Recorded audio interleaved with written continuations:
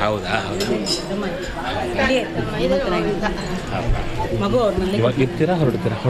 ನಾನು ನಾಳೆ ತನಕ ಇದ್ದಿದ್ದೆ ಪಟ್ಟಾಭಿಷೇಕ ನೋಡಿಕೊಂಡು. ಸರಿ ಒಳ್ಳೆಯದು.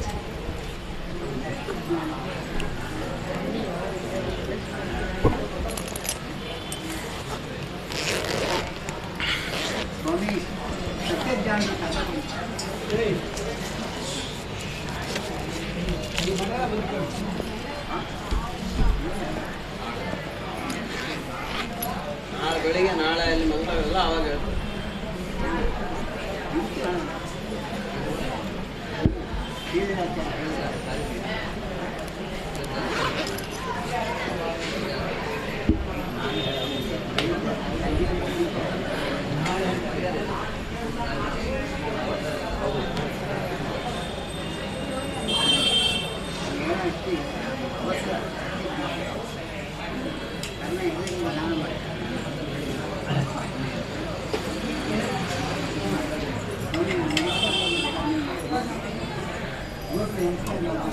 ಒಂದು ನಿಮಿಷ.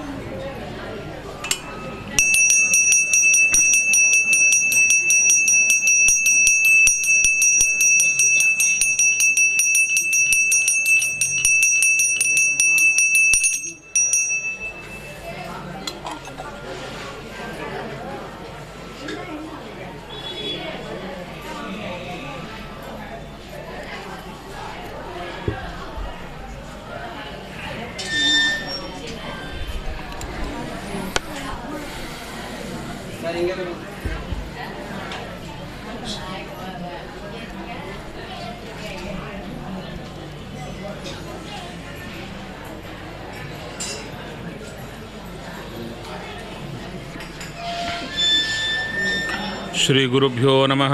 ಹರಿ ಓಂ. ಹಯಗ್ರೀವಂ ಚಿದಾನಂದವಿಗ್ರಹಂ ಸದನುಗ್ರಹಂ ದಶಗ್ರೀವಚ್ಛಿದಂ ಶಾಪಾನ್ಮಣಿಗ್ರೀವವಿಮೋಚನಂ ಸ್ವನಾಮಗ್ರಹಣಾದೇವ ನಿರಸ್ತಗ್ರಹವಿಗ್ರಹಂ ವೃಂದಾವನಗತಂ ವಂದೇ ಬ್ರಹ್ಮರುದ್ರೇಂದ್ರವಂದಿತಂ ಸ್ವಾಂತಸ್ಥಾನಂತಶಯ್ಯಾಯ ಪೂರ್ಣಜ್ಞಾನರಸಾರ್ಣಸೇ ಉತ್ತುಂಗವಾಕ್ತರಂಗಾಯ ಮಧ್ವದುಗ್ಧಾಬ್ಧಯೇ ನಮಃ. ಗುರುಮಖಿಲ ಗುಣಜ್ಞಂ ಸದ್ಗುಣೈಕಾಧಿವಾಸಂ ಶಮದಮಪರಿನಿಷ್ಠಂ ಸತ್ವನಿಷ್ಠಂ ವರಿಷ್ಠಂ ಸಕಲಸುಜನಶಿಷ್ಟಂ ನಿತ್ಯನಿರ್ಧೂತಕಷ್ಟಂ ಹಯಮುಖಪದನಿಷ್ಠಂ ಮಾಂ ಭಜಂತು ಪ್ರಪನ್ನಾಃ. ಪೂಜ್ಯಾಯ ರಾಘವೇಂದ್ರಾಯ ಸತ್ಯಧರ್ಮರತಾಯ ಚ ಭಜತಾಂ ಕಲ್ಪವೃಕ್ಷಾಯ ನಮತಾಂ ಕಾಮಧೇನವೇ ನೀಲಾಕರಾರ್ಚಿತಾನಂತಲೀಲಾ ಗೋಪಾಲಪಾಲಿತಾನ್ ವಿದ್ಯಾಪಯೋನಿಧೀನ್ ವಂದೇ ಬ್ರಹ್ಮವಿದ್ಯಾ ಗುರುನ್ ಮಮ. ಬ್ರಹ್ಮಚರ್ಯ ಹರಿಪ್ರೀತಿ ಸುವಿದ್ಯಾ ವಾದಶಾಲಿನಃ ಇಷ್ಟದಾನ್ ಕಷ್ಟಹರ್ತॄನ್ನಃ ವಿದ್ಯಾಮಾನ್ಯಾನ್ ಮುನೀನ್ ನುಮಃ. ವಾದಿರಾಜಪದದ್ವಂದ್ವ ವಾರಿಜಾಸಕ್ತಮಾನಸಾನ್ ವಿಶ್ವಪ್ರಿಯ ಗುರೂನ್ ವಂದೇ ಮಂದೋಹಂ ದೇವಿ ಶುದ್ಧಯೇ. ಸತ್ಯಂ ಸತ್ಯಂ ಪುನಃ ಸತ್ಯಂ ವಿಷ್ಣುತೀರ್ಥಪ್ರಸಾದತಃ ಸರ್ವೇ ಕಾಮಾ ಭವಂತ್ಯೇವ ಶಪಥೋ ಬಿಂಬಸನ್ನಿಧೌ. ಚಿಂತಾಮಣಿಂ ಸ್ವಭಕ್ತಾನಾಂ ಕಲ್ಪವೃಕ್ಷಂ ಚ ಕಾಮದಂ ಸ್ವಾಮಿನಂ ತ್ವಾಂ ರಘುಪ್ರೇಮತೀರ್ಥಂ ವಂದೇಹ್ಯಭೀಷ್ಟದಂ. ಅಜ್ಞಾನತಿಮಿರಚ್ಛೇದಂ ಬುದ್ಧಿಸಂಪತ್ಪದಾಯಕಂ ವಿಜ್ಞಾನವಿಮಲಂ ಶಾಂತಂ ವಿಜಯಾಖ್ಯಗುರುಂ ಭಜೆ. ಶ್ರೀ ಗುರುಭ್ಯೋ ನಮಃ. ಹರಿ ಓಂ.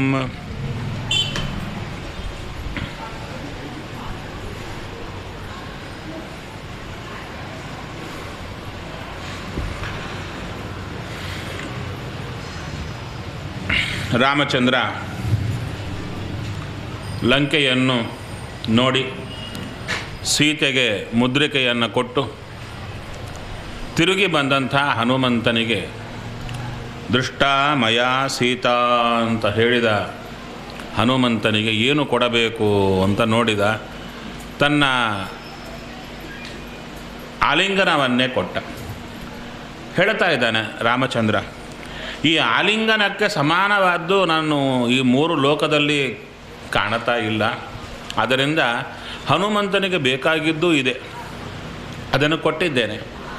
ನಂತರ ಕಥಂ ನಾಮ ಸಮುದ್ರಸ್ಯ ದುಷ್ಪಾರಸ್ಯ ಮಹಂಭಸಃ ಹರಯೋ ದಕ್ಷಿಣಂ ಪಾರಂ ಗಮಿಷ್ಯಂತಿ ಸಮಾಗತಾಃ.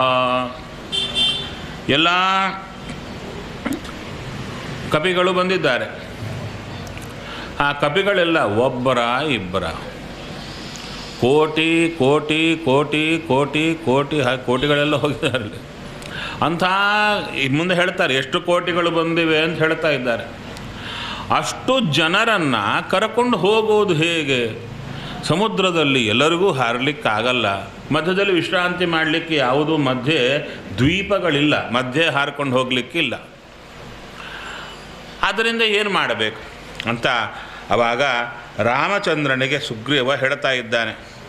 ಇಮೇ ಶೂರಾಹ ಸಮರ್ಥಾಶ್ಚ ಸರ್ವತೋ ಹರಿಯೂಥಪಾಹ ತತ್ಪ್ರಿಯಾರ್ಥಂ ಕೃತೋತ್ಸಾಹ ಪ್ರವೇಷ್ಟುಮಪಿ ಪಾವಕಂ. ಹೇ ರಾಮಚಂದ್ರ, ಈ ಕಪಿಗಳೆಲ್ಲ ಹೇಗಿದ್ದಾರೆ ಅಂದರೆ ನಿನಗಾಗಿ ಪ್ರಾಣ ಬಿಡಲಿಕ್ಕೆ ಸಿದ್ಧರಾಗಿದ್ದಾರೆ, ಅಗ್ನಿಗೆ ಬೀಳಲಿಕ್ಕೂ ಸಿದ್ಧರಾಗಿದ್ದಾರೆ. ಇಂಥವರೆಲ್ಲರೂ ಸೇರಿದ್ದಾರೆ. ನೀನು ಚಿಂತೆ ಮಾಡಬೇಡ, ನಿನಗಾಗಿ ಎಲ್ಲರೂ ಕಾರ್ಯವನ್ನು ಮಾಡಲಿಕ್ಕಿದ್ದಾರೆ. ಇನ್ನು ಮುಂದೆ ಸುಗ್ರೀವ ಹೇಳ್ತಾ ಇದ್ದಾನೆ. ಅಬದ್ಧ್ವಾ ಸಾಗರೇ ಸೇತುಂ ಘೋರೇ ಚ ವರುಣಾಲಯೇ ಲಂಕಾಂ ನಮರ್ದಿತು ಶಕ್ಯ ಸೇಂದ್ರೈರಪಿ ಸುರಾಸುರೈ. ಈ ಲಂಕೆಗೆ ಹೋಗಬೇಕು ಅಂದರೆ ಸೇತುವನ್ನು ಕಟ್ಟಬೇಕು. ಸೇತು ಕಟ್ಟದಿದ್ದರೆ ಸಾಧ್ಯವೇ ಇಲ್ಲ ಅಂತ ಸುಗ್ರೀವ ಹೇಳ್ತಾ ಇದ್ದಾನೆ. ಸರಿ, ಆವಾಗ ಹನುಮಂತ ರಾಮನಿಗೆ ಆ ಲಂಕೆಯ ಪ್ರಾಕಾರ ಅದು ಎಷ್ಟು ಅಗಲ ಇದೆ, ಒಳಗೆ ಏನೇನಿದೆ, ಆ ಪಟ್ಟಣದಲ್ಲಿ ಎಲ್ಲೆಲ್ಲಿ ರಾಕ್ಷಸ ಬಲ ಹೇಗಿದೆ ಅಂತ ಎಲ್ಲ ಹೇಳ್ತಾ ಕೊನೆಗೆ ಹನುಮಂತ ಒಂದು ಮಾತನ್ನು ಹೇಳ್ತಾನೆ. ಹೇ ರಾಮಚಂದ್ರ, ಇದ್ದಿದ್ದರಲ್ಲಿ ನಾನು ಕಾಲು ಭಾಗ ಕೊಂದು ಬಂದಿದ್ದೇನೆ. ಒಬ್ಬನೇ ಹೋಗಿ ಕಾಲು ಭಾಗ ಕೊಂದು ಬಂದಿದ್ದೇನೆ. ಇನ್ನು ಮುಕ್ಕಾಲು ಭಾಗ ಉಳಿದಿದೆ. ಆ ಮುಕ್ಕಾಲು ಭಾಗ ನಾವು ಸಂಹಾರ ಮಾಡಬೇಕು. ಅದಕ್ಕೆ ಏನಕೇನತು ಮಾರ್ಗೇಣ ತರಾಮ ವರುಣಾಲಯಂ ಹತೇತಿ ನಗರೀ ಲಂಕಾ ವಾನರೈ ಉಪಧಾರಯತಾಂ. ಯಾವುದೇ ರೀತಿಯಲ್ಲಾಗಲಿ ಲಂಕೆಗೆ ಸೇರೋದು ಅಂತಾಯಿತಾ, ಲಂಕಾ ಮುಗೀತು. ಇಷ್ಟು ಜನ ಕಪಿಗಳ ಕೈಯಲ್ಲಿ ಲಂಕಾ ಧ್ವಂಸ ಆಗುತ್ತೆ. ಸೇರೋದೇ ಒಂದು ತಡ. ಇನ್ನು ಮುಂದೆ ಹೇಳುತ್ತಾ ಇದ್ದಾರೆ. ಅಂಗದಃ ದ್ವಿವಿಧಃ ಮೈಂದಃ ಜಾಂಬವಾನ್ ಪನಸೋ ನಲಃ ನೀಲಃ ಸೇನಾಪತಿಶ್ಚೈವ ಬಲಶೇಷೇಣ ಕಿಂತವ. ಅದಕ್ಕೆ ಹನುಮಂತ ಹೇಳ್ತಾನೆ, ಮಿಕ್ಕ ಕಪಿಗಳೇ ಯಾಕೆ, ಒಂದು 7 ಜನ ಸಾಕು, ಅವರು ಹೋಗಿ ಪೂರ್ಣ ಧ್ವಂಸ ಮಾಡಿ ಬರ್ತಾರೆ. ಸರಿ, ನಂತರ ಎಲ್ಲರೂ ಸೇರಿಕೊಂಡು ಹೊರಡ್ತಾ ಇದ್ದಾರೆ. ರಾಮಚಂದ್ರ ಹೇಳ್ತಾ ಇದ್ದಾನೆ, ಹಾಂ ಇವತ್ತು ಹೊರಡೋಣ. ಯಾಕೆ ಇವತ್ತ್ಯಾಕೆ ಹೊರಡಬೇಕು? ಇವತ್ತು ಒಳ್ಳೆ ಮುಹೂರ್ತವಿದೆ. ಏನು ಮುಹೂರ್ತ ಅಂತ ಹೇಳ್ತಾ ಇದ್ದಾನೆ. ಅಸ್ಮಿನ್ ಮುಹೂರ್ತೆ ಸುಗ್ರೀವ ಪ್ರಯಾಣಂ ಅಭಿರೋಚಯ. ಯಾಕೆ? ವಿಜಯ ಎಂಬ ಮುಹೂರ್ತ ಮಧ್ಯಾಹ್ನ ಕಾಲದಲ್ಲಿ ಬರುತ್ತೆ. ವಿಜಯ ಎಂಬ ಮುಹೂರ್ತ, ಆ ಮುಹೂರ್ತ ಇದ್ದಾಗ ಹೊರಡಬೇಕು ಅಂತ ಹೇಳ್ತಾ ಇದ್ದಾನೆ. ಅಷ್ಟೇ ಅಲ್ಲ, ಇವತ್ತು ನಕ್ಷತ್ರ ಯಾವುದು ಯುದ್ಧಕ್ಕೆ ಹೊರಡಲಿಕ್ಕೆ? ಉತ್ತರ ಫಲ್ಗುನಿ ಹ್ಯದ್ಯ. ಇವತ್ತು ಉತ್ತರ ಫಲ್ಗುನಿ, ನಾಳೆ ಶ್ವಸ್ತು ಹಸ್ತೇನ ಯೋಕ್ಷತೆ, ನಾಳೆ ಹಸ್ತ ನಕ್ಷತ್ರ ಬರುತ್ತೆ. ಆದ್ದರಿಂದ ಅಭಿಪ್ರಾಯಾಮ ಸುಗ್ರೀವ ಸರ್ವಾನೀಕ ಸಮಾವೃತ. ಆವಾಗ ಎಲ್ಲರೂ ಹೊರಡೋಣ ಅಂತ ಹೇಳಿದಾಗ ಬಲದ ಮುಂದೆ ಯಾರಿರಬೇಕು, ಬಲದ ಅಕ್ಕಪಕ್ಕಗಳಲ್ಲಿ ಯಾರಿರಬೇಕು, ಹಿಂದೆ ಯಾರಿರಬೇಕು, ಮುಂದೆ ಮಾರ್ಗ ತೋರಿಸೋರು ಯಾರಿರಬೇಕು, ರಕ್ಷಕರಾಗಿ ಯಾರಿರಬೇಕು, ಎಲ್ಲರನ್ನ ನಿಯೋಜನೆ ಮಾಡುತ್ತಾ ಇದ್ದಾನೆ ರಾಮಚಂದ್ರ.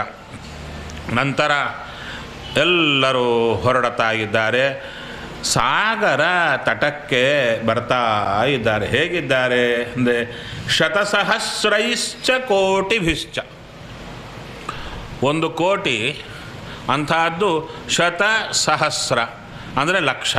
ಬರೇ ಲಕ್ಷ ಅಲ್ಲ, ಲಕ್ಷಗಳು. ಎಷ್ಟು ಲೆಕ್ಕ ಮಾಡಲಿಕ್ಕಾಗ್ತಾ ಇಲ್ಲ ಅವರಿಗೆ. ಹೇಳ್ತಾ ಇದ್ದಾರೆ ಲಕ್ಷಾಂತರ ಕೋಟಿಗಳು. ಅರ್ಥ ಆಯಿತು? ಲಕ್ಷಾಂತರ ಕೋಟಿಗಳು ಅಷ್ಟು ಜನ ಕಪಿಗಳು ಏಕಕಾಲದಲ್ಲಿ ಹೊರಡ್ತಾ ಇದ್ದಾರೆ. ಅವಾಗ ಹೇಳ್ತಾ ಇದ್ದಾರೆ, ಹೋಗುವ ಕಾಲಕ್ಕೆ ಮಧ್ಯದಲ್ಲಿ ಪಟ್ಟಣಗಳು ಯಾವುದು ಬಂತೋ ಇಲ್ಲೋ, ಬಂದಾಗ ಈ ಕಪಿಗಳು ಸುಮ್ಮನೆ ಇದ್ವಾ?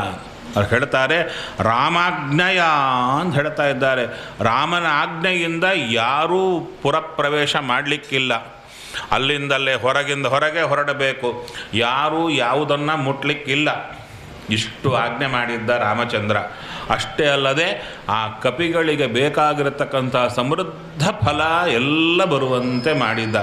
ಇಲ್ಲದಿದ್ದರೆ ಒಂದು ಸಲ ಇಷ್ಟು ಜನ ಹೊರಟ್ರೆ ಕೋಟಿಗಳು ಕೋಟಿಗಳು ಅವ್ರಿಗೆ ಯಾರು ಊಟ ಹಾಕಬೇಕು? ಒಬ್ಬೊಬ್ಬರು ಪರ್ವತದಂತೆ ಇದ್ದಾರೆ. ಅವರಿಗೆ ಎಷ್ಟು ಹಣ್ಣಾದರೆ ಸಾಕಾಗುತ್ತೆ? ಮೂಟೆ ಮೂಟೆ ಹಣ್ಣು ಬೇಕು, ಎಂಥದ್ದು ಬೇಕು. ಅವರಿಗೆ ಅಷ್ಟು ಹೊಟ್ಟೆಗೆ ತುಂಬಿದ ರಾಮಚಂದ್ರ ಕೊನೆಗೆ ನಂಬರಿಗೆ ಬರುತ್ತೆ ರಾಮಾಯಣ, ನಿನ್ನ ಒಂದು ಹೊಟ್ಟೆಗೆ ಹಾಕಲಾರನ. ಅದಕ್ಕೆ ರಾಮನನ್ನು ನಂಬಬೇಕು ಇಲ್ಲವೋ ಅಂದಾಗ, ಕಪಿಕೋಟಿಗೆ ಅನ್ನ ಹಾಕಿದವ ನಿನ್ನೊಬ್ಬನಿಗೆ ನೀನೆಷ್ಟು ಗಿಡ ಸೊಪ್ಪು ನಿನಗೆ ಹಾಕ್ಲಿಕ್ಕಾಗಲ್ಲವೇ?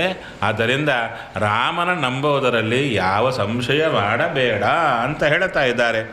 ನಂತರ ವಿಶೇಷವಾಗಿ ಸಾಗರದ ಹತ್ರ ಬರ್ತಾ ಇದ್ದಾರೆ. ಬೇಗ ಬೇಗ ಬೇಗ ಬೇಗ ಬರ್ತಾ ಇದ್ದಾರೆ. ಸಾಗರದ ಹತ್ರ ಬಂದಾಗ ವಿಶೇಷವಾಗಿ ರಾಮಚಂದ್ರ ಹೇಳ್ತಾರೆ, ರಾಮ ಸಾಗರ ಮಾಸಾದ್ಯ ವಾಸಂ ಆಜ್ಞಾಪಯತ್ತದಾ. ಎಲ್ಲರೂ ಇಲ್ಲಿರೋಣಪ್ಪ ಅಂತ ವಾಸಕ್ಕಾಗಿ ಹೇಳ್ತಾ ಇದ್ದಾರೆ. ಅಲ್ಲಿದ್ದಾರೆ. ಇದ್ದಾಗ ರಾಮಚಂದ್ರ ಹೇಳ್ತಾ ಇದ್ದಾನೆ, ಎಷ್ಟು ಜಾಗ್ರತೆ, ನಾವು ಯುದ್ಧಕ್ಕೆ ಬಂದಿದ್ದೇವೆ. ನೀವು ಸೇನಾಪತಿಗಳು ನಿಮ್ಮ ಕಪಿಗಳನ್ನು ಸರಿಯಾಗಿ ನೋಡಿಕೊಳ್ಳಿ, ದೂರ ಹೋಗಬಾರದು ಯಾರೂ ಕೂಡ. ಯಾಕೆ? ರಾಕ್ಷಸರು ಸೇರಿ ಏನಾದರೂ ಮಾಡಿ ಯಾರು ಅಂದರೆ ರಾಮಚಂದ್ರನ ಆ ಭದ್ರತೆ ನಾವು ಕಲಿಯಬೇಕು. ಚೆನ್ನಾಗಿ ಹೇಳ್ತಾ ಇದ್ದಾರೆ. ನಂತರ ವಿಶೇಷವಾಗಿ ಇಲ್ಲಿಂದ ಆಚೆಗೆ ಹೋಗ್ತಾ ಇದ್ದಾರೆ. ಎಲ್ಲಿಗೆ? ಲಂಕೆಗೆ ಹೋಗ್ತಾ ಇದ್ದಾರೆ. ಲಂಕೆಯಲ್ಲಿ ಆ ಚಿತ್ರಣ ಕೊಡ್ತಾ ಇದ್ದಾರೆ. ರಾವಣ ಎಲ್ಲರನ್ನ ಕರೀತಾ ಇದ್ದಾನೆ. ಹೇಳ್ತಾ ಇದ್ದಾರೆ, ಲಂಕಾಯಾಂತು ಕೃತಂ ಕರ್ಮ ಘೋರಂ ದೃಷ್ಟ ಭಯಾವಹಂ ರಾಕ್ಷಸೇಂದ್ರ ಹನುಮತ ಶಕ್ರೇಣೇವ ಮಹಾತ್ಮನ. ಒಬ್ಬ ಕಪಿ ಬಂದು ಇಡೀ ಧ್ವಂಸ ಮಾಡಿ ಎಲ್ಲರಿಗೆ ಬೆಂಕಿ ಹಾಕಿ ಹೋದನಲ್ಲ, ಆವಾಗಿಂದ ರಾವಣನಿಗೆ ಭಯ ಶುರುವಾಗಿದೆ. ಒಬ್ಬನಿಷ್ಟು ಮಾಡಿ ಹೋದರೆ ಇಂಥವ್ರು ಎಷ್ಟಿದ್ದಾರೋ. ಆದ್ದರಿಂದ ಎಲ್ಲರನ್ನ ಕರೀತಾ ಇದ್ದಾರೆ. ಅವಾಗೆ ಮಂತ್ರ ಅಂದರೆ ಎಲ್ಲರೂ ಸೇರಿ ಆಲೋಚನೆ ಮಾಡೋಣ. ಮಂತ್ರಿಗಳನ್ನು ಕಲಿತಿದ್ದಾನೆ. ನನಗೆ ಒಳ್ಳೆ ವಿಶೇಷವಾಗಿ ಆಲೋಚನೆ ಕೊಡಿ. ಯಾಕೆ? ವಾನರಾಣಾಂ ಹಿ ಧೀರಾಣಾಂ ಸಹಸ್ರೈ ಪರಿವಾರಿತಃ ಸಮಭ್ಯೇತಿ ಪುರೀಂ ಲಂಕಾಂ ಅಸ್ಮಾಕಂ ಅಪುರೋಧಕಃ. ಹೇಳ್ತಾ ಇದ್ದಾನೆ. ಈತ ರಾಮಚಂದ್ರ ಬರ್ತಾ ಇದ್ದಾನೆ, ನಮ್ಮ ತಡಿತಾನೆ. ಇಷ್ಟು ಕಪಿಗಳಿಂದ ಕೂಡಿಕೊಂಡು ಬರ್ತಾ ಇದ್ದಾನೆ ಅಂದರೆ ಏನೋ ಒಂದು ಮಾಡ್ತಾನೆ. ನಾವು ಅಂದುಕೊಂಡಿವಿ ಇಷ್ಟು ದೊಡ್ಡ ಸಮುದ್ರ ದಾಟ್ಲಿಕ್ಕಾಗಲ್ಲ ಅಂತ ಹೇಳಿ ಏನು ಮಾಡ್ತಾನೆ ಇವ? ತರಿಷ್ಯತಿ ಚ ಸುವ್ಯಕ್ತಂ ಸಾಗರಂ ರಾಘವ ಸುಖಂ.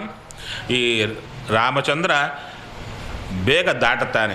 ದಾಟಿಲ್ಲವಾ ಏನು ಮಾಡುತ್ತಾನೆ? ಸಮುದ್ರಂ ಉಚ್ಛೋಷಯತಿ. ಈ ಇಡೀ ಸಮುದ್ರವನ್ನೇ ಒಣಗಿಸಿಬಿಡ್ತಾನೆ. ದಾಟ್ಲಿಕ್ಕಾಗಿಲ್ಲ ಅಂದರೆ ಬಾಣದಿಂದ ಇಡೀ ಸಮುದ್ರವನ್ನು ಒಣಗಿಸಿ ನಡ್ಕೊಂಡೇ ಹೋಗ್ರಿ ಅಂತ ಹೇಳಿಬಿಡುತ್ತಾನೆ. ಆದ್ದರಿಂದ ರಾಮ ಏನಾದರೂ ಮಾಡಬಲ್ಲ, ನನಗೆ ಏನಾದರೂ ಒಂದು ಉಪಾಯ ಕೊಡಿ. ಆವಾಗ ಇಲ್ಲಿ ನಮ್ಮ ಸುತ್ತು ಎಂಥವ್ರು ಇರಬೇಕು ಅಂತ ಹೇಳ್ತಾ ಇದ್ದಾರೆ. ಯಥಾರ್ಥವನ್ನು ತಿಳಿಸೋರಲ್ಲದೆ ನಮ್ಮನ್ನು ಹಾಳು ಮಾಡೋರು ಏನು ಮಾಡುತ್ತಾರೆ? ನಮ್ಮನ್ನು ಹೊಗಳಿಕ್ಕೆ ಶುರು ಮಾಡ್ತಾರೆ. ಅದಕ್ಕೆ ಹೊಗಳಿಕೆಯಷ್ಟು ವಿಷ ಇನ್ಯಾವುದೂ ಇಲ್ಲ. ನಮಗದು ಸಿಹಿಯಾಗಿರುತ್ತೆ. ಯಾರಾದರೂ ಹೊಗಳಿಕ್ಕೆ ಶುರು ಮಾಡಿದರೆ ಗೋವಿಂದ ಅಡ್ಡ ದಿಡ್ಡಿ ಉಬ್ಬಿ ಹೋಗ್ತೀವಿ, ಫಟ್ ಅಂತ ಒಡೆದು ಹೋಗ್ತೀವಿ.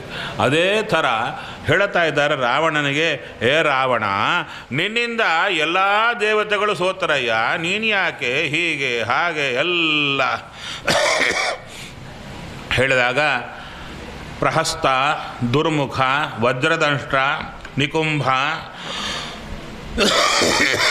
ಇನ್ನು ವಜ್ರಹನು ಅಂತ ಇವರೆಲ್ಲರೂ ಕೂಡ ಹೇಳ್ತಾ ಇದ್ದಾರೆ, ನೀನು ಯಾಕೆ ರಾವಣ ಚಿಂತೆ ಮಾಡ್ತಾ ಇದೆಯಾ? ಆ ವಜ್ರಹನು ಅಂತ ಒಬ್ಬ ಅವನು ಬಾಯಿ ತೆಗೆದು ಹೇಳ್ತಾ ಇದ್ದಾನೆ, ನಾನೊಬ್ಬನೇ ಇಡೀ ಕಪಿಸೈನ್ಯವನ್ನು ತಿಂದು ಬಿಡುತ್ತೇನೆ, ಯಾಕೆ ಚಿಂತೆ ಮಾಡ್ತೀಯ? ಅಲ್ಲ, ಒಬ್ಬೊಬ್ಬರು ಹಾಗಿದ್ದಾರೆ, ಇಡೀ ಕಪಿಸೈನ್ಯವನ್ನೇ ತಿನ್ನುವಂಥ ಹೊಟ್ಟೆ. ಅದಕ್ಕೆ ಹೇಳ್ತಾ ಇದ್ದಾನೆ, ಏಕೋಹಂ ಭಕ್ಷಯಿಷ್ಯಾಮಿ ತಾಂ ಸರ್ವಾಂ ಹರಿವಾಹಿನೀಂ. ಈ ಕಪಿಗಳನ್ನೆಲ್ಲ ಒಬ್ಬನೇ ನುಂಗಿಬಿಡುತ್ತೇನೆ. ಇಷ್ಟೆಲ್ಲ ಮಾತಾಡುವಾಗ ವಿಭೀಷಣ ಇದ್ದ, ಕೇಳ್ತಾ ಇದ್ದ, ಇದೆಲ್ಲ ಸರಿಯಲ್ಲ, ನಿಮಗೆ ರಾಮನ ಎಚ್ಚರ ಇಲ್ಲ, ಆದ್ದರಿಂದ ಮಾತಾಡ್ತಾ ಇದ್ದೀರಿ. ಅದಕ್ಕೆ ಹೇಳ್ತಾ ಇದ್ದಾರೆ, ರಾಮಚಂದ್ರನ ಮುಂದೆ ಬ್ರಹ್ಮಾದಿಗಳಿಗೆ ನಿಲ್ಲಲಿಕ್ಕೆ ಸಾಧ್ಯವಿಲ್ಲ, ನೀವೆಷ್ಟು ನಿಲ್ಲುತ್ತೀರಿ?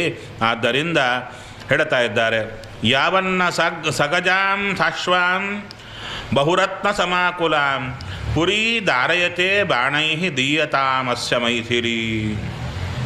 ಹೇ ರಾವಣ, ಹಿತವಾದ ಮಾತು ಹೇಳ್ತಾ ಇದ್ದೇನೆ, ಬೇಗ ಸೀತೆಯನ್ನು ಕೊಟ್ಟು ಬಿಡು. ಕೊಡೋ ಕಾಲಕ್ಕೆ ಕಾಲಿಗೆ ಬೀಳು, ಬೀಳೋ ಕಾಲಕ್ಕೆ ಬಹುರತ್ನಗಳನ್ನು ಕೊಟ್ಟು ಕ್ಷಮೆ ಕೇಳಿ ಕೊಟ್ಟು ಬಿಡು, ಆವಾಗ ನೀ ಬದುಕ್ತೀಯ. ಇಲ್ಲ, ನೀನು ಸಾಯೋದು ಖಚಿತ, ನಿನ್ನವರಾದ ನಾವೆಲ್ಲರೂ ಸಾಯೋದು ಖಚಿತ ಅಂತ ಹೇಳ್ತಾ ಇದ್ದಾನೆ. ಅದಕ್ಕೆ ಹೇಳ್ತಾ ಇದ್ದಾನೆ, ನಿನಗೆ ಹೊಗಳೂರು ಜಾಸ್ತಿ ಸಿಗಬಹುದು, ಹಿತವಾದ್ದನ್ನು ಪಥ್ಯವಾದ್ದನ್ನು ಹೇಳೋದು ಬಹಳ ಕಷ್ಟ. ನಾನು ಸಿಕ್ಕಿದ್ದೇನೆ, ಆದ್ದರಿಂದ ನೀನು ಸರಿಯಾದ ಮಾತನ್ನು ಕೇಳಯ್ಯ. ಆವಾಗ ರಾವಣ ತನ್ನ ಭವನಕ್ಕೆ ಹೋಗ್ತಾ ಇದ್ದಾನೆ. ತಲೆ ಕೆಟ್ಟಿದೆ, ಏನು ಮಾಡಬೇಕು ಅರ್ಥ ಆಗ್ತಾ ಇಲ್ಲ. ಒಂದು ಕಡೆ ಇವರೆಲ್ಲ ನೀನು ಚೆನ್ನಾಗಿದ್ಯಾ, ನೀನು ಯುದ್ಧ ಮಾಡು ಅಂತಾರೆ, ಇನ್ನೊಂದು ಕಡೆ ವಿಭೀಷಣ ಬೇಡ ಅಂತಾನೆ, ಏನು ಮಾಡಬೇಕು ಅರ್ಥ ಆಗ್ತಾ ಇಲ್ಲ. ಆವಾಗ ತಾನು ಒಳಗೆ ಹೋದ ಕೂಡಲೇ ವಿಶೇಷವಾಗಿ ಅಪಶಕುನಗಳು ಬರ್ತಾ ಇವೆ. ರಾವಣಾಸುರ ಮನೆಗೆ ಹೋದ ಕೂಡಲೇ ವಿಭೀಷಣ ಹಿಂದೆ ಹೋದ. ಯದಾ ಪ್ರಭೃತಿ ವೈದೇಹಿ ಸಂಪ್ರಾಪ್ತೇಹ ಪರಂತಪ, ಯಾವಾಗಿಂದ ಸೀತೆ ಇಲ್ಲಿ ಬಂದಿದ್ದಾಳೋ ಎಲ್ಲ ಉತ್ಪಾತಗಳು ಬರ್ತಾ ಇವೆ, ಭೀಕರವಾಗಿರತಕ್ಕಂಥ ಉತ್ಪಾತಗಳು ಕಾಣಿಸ್ತಾ ಇವೆ. ನಾವೆಲ್ಲ ರೋಚಯೇ ವೀರ ವೈದೇಹಿ ರಾಘವ ಅಯಪ್ರದೀಯತ, ಬೇಗ ನೀನು ರಾಮಚಂದ್ರನಿಗೆ ಸೀತೆಯನ್ನು ಕೊಟ್ಟು ಬಿಡು. ಆವಾಗ ರಾವಣಾಸುರ ಕಳಿಸಿಕೊಟ್ಟ, ಸರಣಿ ಮುಂದೆ ಹೋಗಿ ಬಾ ಮನೆಗೆ ಅಂತ. ನಂತರ ಸಭೆಗೆ ಬಂದ. ಸಭೆಯಲ್ಲಿ ವಿಭೀಷಣ ಮತ್ತು ಹೀಗೆ ಹೇಳಲಿಕ್ಕೆ ಹೋದಾಗ ಇಂದ್ರಜಿತು ಬರ್ತಾ ಇದ್ದಾನೆ. ಅಲ್ಲಿಗೆ ಮಧ್ಯದಲ್ಲೇ ಬಂದ ಇಂದ್ರಜಿತು. ಹೇಳ್ತಾ ಇದ್ದಾನೆ, ಹೇ ವಿಭೀಷಣ, ನೀ ರಾಕ್ಷಸರಲ್ಲಿ ಹುಟ್ಟಿ ಮನುಷ್ಯರಿಗಿಂತ ಅಧ್ವಾನ್ನವಾಗಿ ಮಾತಾಡ್ತಾ ಇದ್ದೀಯ, ಎಷ್ಟು ಭಯವಯ್ಯ ನಿನಗೆ ಅಂತ ತುಂಬ ಚೀತ್ಕಾರ ಹಾಕ್ತಾನೆ.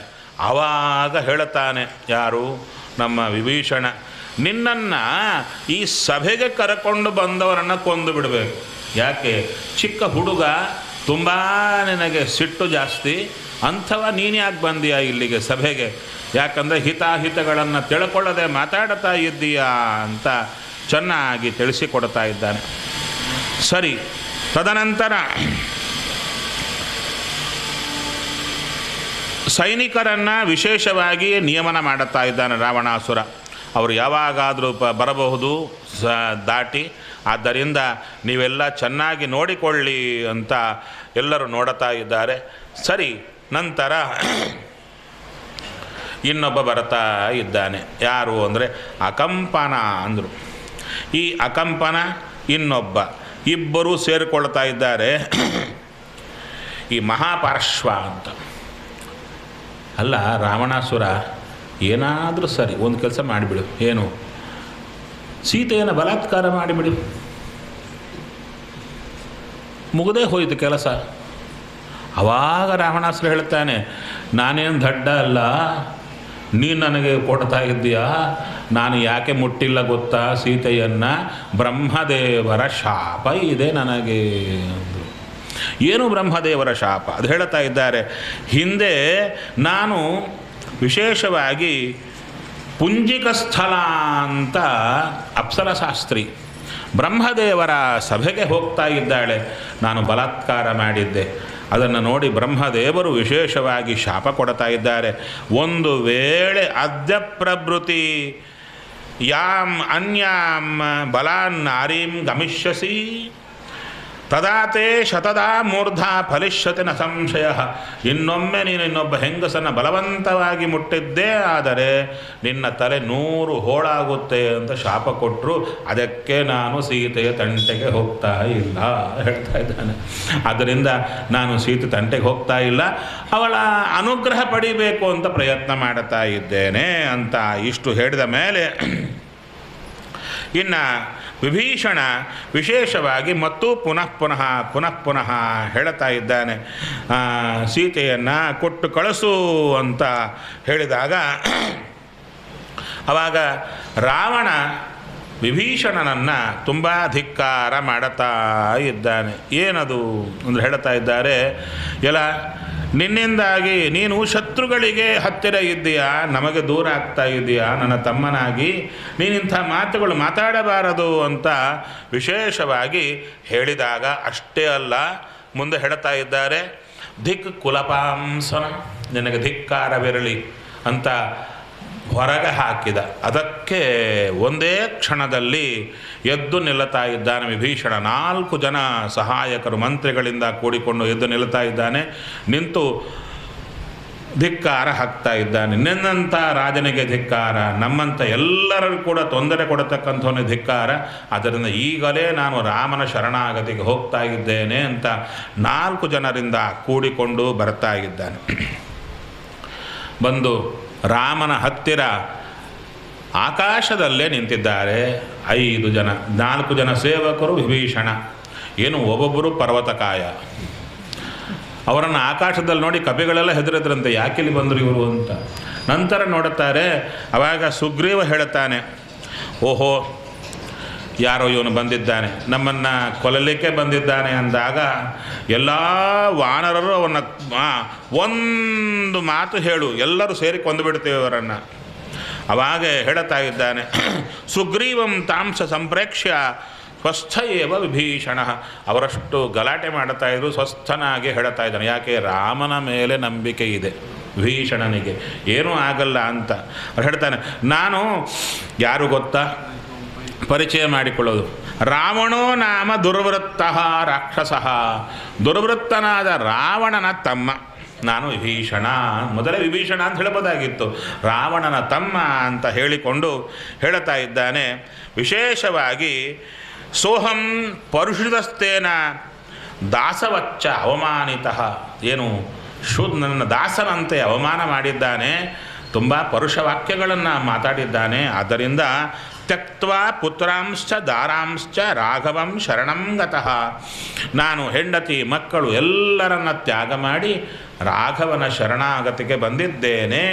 ಆದ್ದರಿಂದ ನಾನು ಇದನ್ನು ಬೇಗ ರಾಮಚಂದ್ರನಿಗೆ ತಿಳಿಸಿ ಅಂತ ಹೇಳಿದಾಗ ಅವಾಗೆ ಸುಗ್ರೀವ ಬಂದು ಹೇಳ್ತಾ ಇದ್ದಾನೆ, ಹೀಗೆ ಬಂದಿದ್ದಾನಪ್ಪ ಅಂತ. ಅವಾಗ ಹೇಳ್ತಾ ಇದ್ದಾರೆ ಎಲ್ಲರೂ ಅಂದರು, ನಂಬಬೇಡ ರಾಮಚಂದ್ರ, ಇವನ್ನ ಹತ್ಯೆ ಸೇರಿಸಬೇಡ, ಇವನು ಏನಾದರೂ ಮಾಡುತ್ತಾನೆ, ನಮ್ಮನ್ನೇ ಒಳಗೆ ಸೇರಿ ಕೊಂದು ಬಿಡುತ್ತಾನೆ. ಒಬ್ಬೊಬ್ಬರು ಒಂದೊಂದು ಆಲೋಚನೆ ಕೊಡ್ತಾ ಇದ್ದಾರೆ.